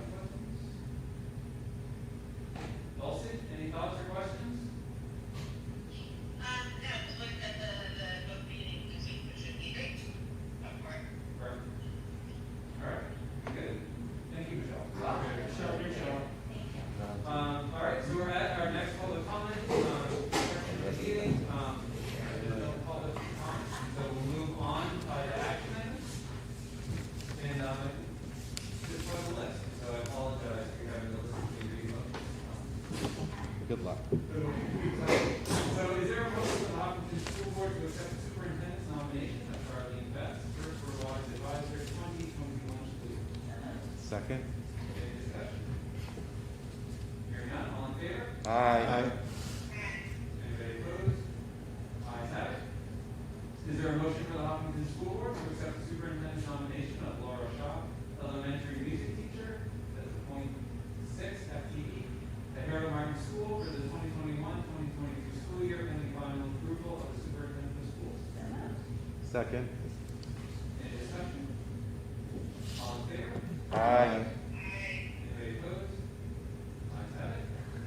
Is there a motion for the Hopkinton School Board to accept the superintendent's nomination of Andrew Otto, HS Math, for the 2021-2022 school year, pending final approval of superintendent of schools? Second. Any discussion? Hearing none, all those in favor? Aye. I was trying to do it without saying anything. So we are going to delay the vote on number 16, and we'll go to 17. Is there a motion for the Hopkinton School Board to accept the superintendent's nomination of the 2021-2022 non-union support staff slate as presented? Second. Any discussion? Hearing none, all those in favor? Aye. Anybody opposed? Ayes have it. Is there a motion for the Hopkinton School Board to accept the superintendent's nomination of the 2021-2022 Schedule B slate as presented? Second. Any discussion? Hearing none, all those in favor? Aye. Anybody opposed? Ayes have it. Is there a motion for the Hopkinton School Board to accept the superintendent's recommendation to authorize a request for reimbursement of $518.02 for costs related to removal of lead from Harold Martin School? Second. Any discussion? Great job, Michelle. We are, this has to be notarized, right? Yes. So we're gonna work with the town that we did before. Okay. If you don't, your name's on it? My name is not actually on it. Must we notarize this? Actually, my contact name is up above, so it might be considered conflict of interest. So I did talk to Neil, so Yes, probably best. I'll have them there, send you over next week, early next week, to go live, the video before. I'll let you know what's going. Sorry about that. No, sorry, that's great. So the motion's been made and seconded. Is there any further discussion? Hearing none, all in favor? Aye. Anybody opposed? Ayes have it. Is there a motion for the Hopkinton School Board to accept the superintendent's recommendation to authorize a request for reimbursement of $1,079.95 for costs related to removal of lead from Maple Street School? Second. Any discussion? Thank you, Michelle. All in favor? Aye. Anybody opposed? Ayes have it. And is there a motion for the Hopkinton School Board to accept the superintendent's recommendation to authorize a request for reimbursement of $1,116.94 for costs related to removal of lead from Hopkinton Middle and High Schools? Second. Any discussion? Thank you again, Michelle. All those in favor? Aye. Anybody opposed? Is there a motion for the Hopkinton School Board to accept the superintendent's recommendation to authorize the board chair to sign the ESER 2 general assurances? Second. Any discussion? All in favor? Aye. Anybody opposed? All right, and so this moves us to non-public, and so we have items of personnel to discuss, and then we will also have a conversation. Is the discussion, what is the discussion of the Teamsters policy? Okay. So that is C. We'll have two non-public sessions, one for personnel under A and then one for C for recreation. And so I'd ask if there is a motion for the Hopkinton School Board to go into non-public sessions to discuss the matter for RSA 91A3:3, Roman small a and small c. Second. And roll call vote, Rob? Rob Mito? Yeah. I don't need to say. Or Kupel? Sorry. Yes. Andrew? Yes. Dulcie? Yes. And Jim is yes as well. So we're going non-public, and we will, the minutes will record our vote on the Teamsters slate. But we won't be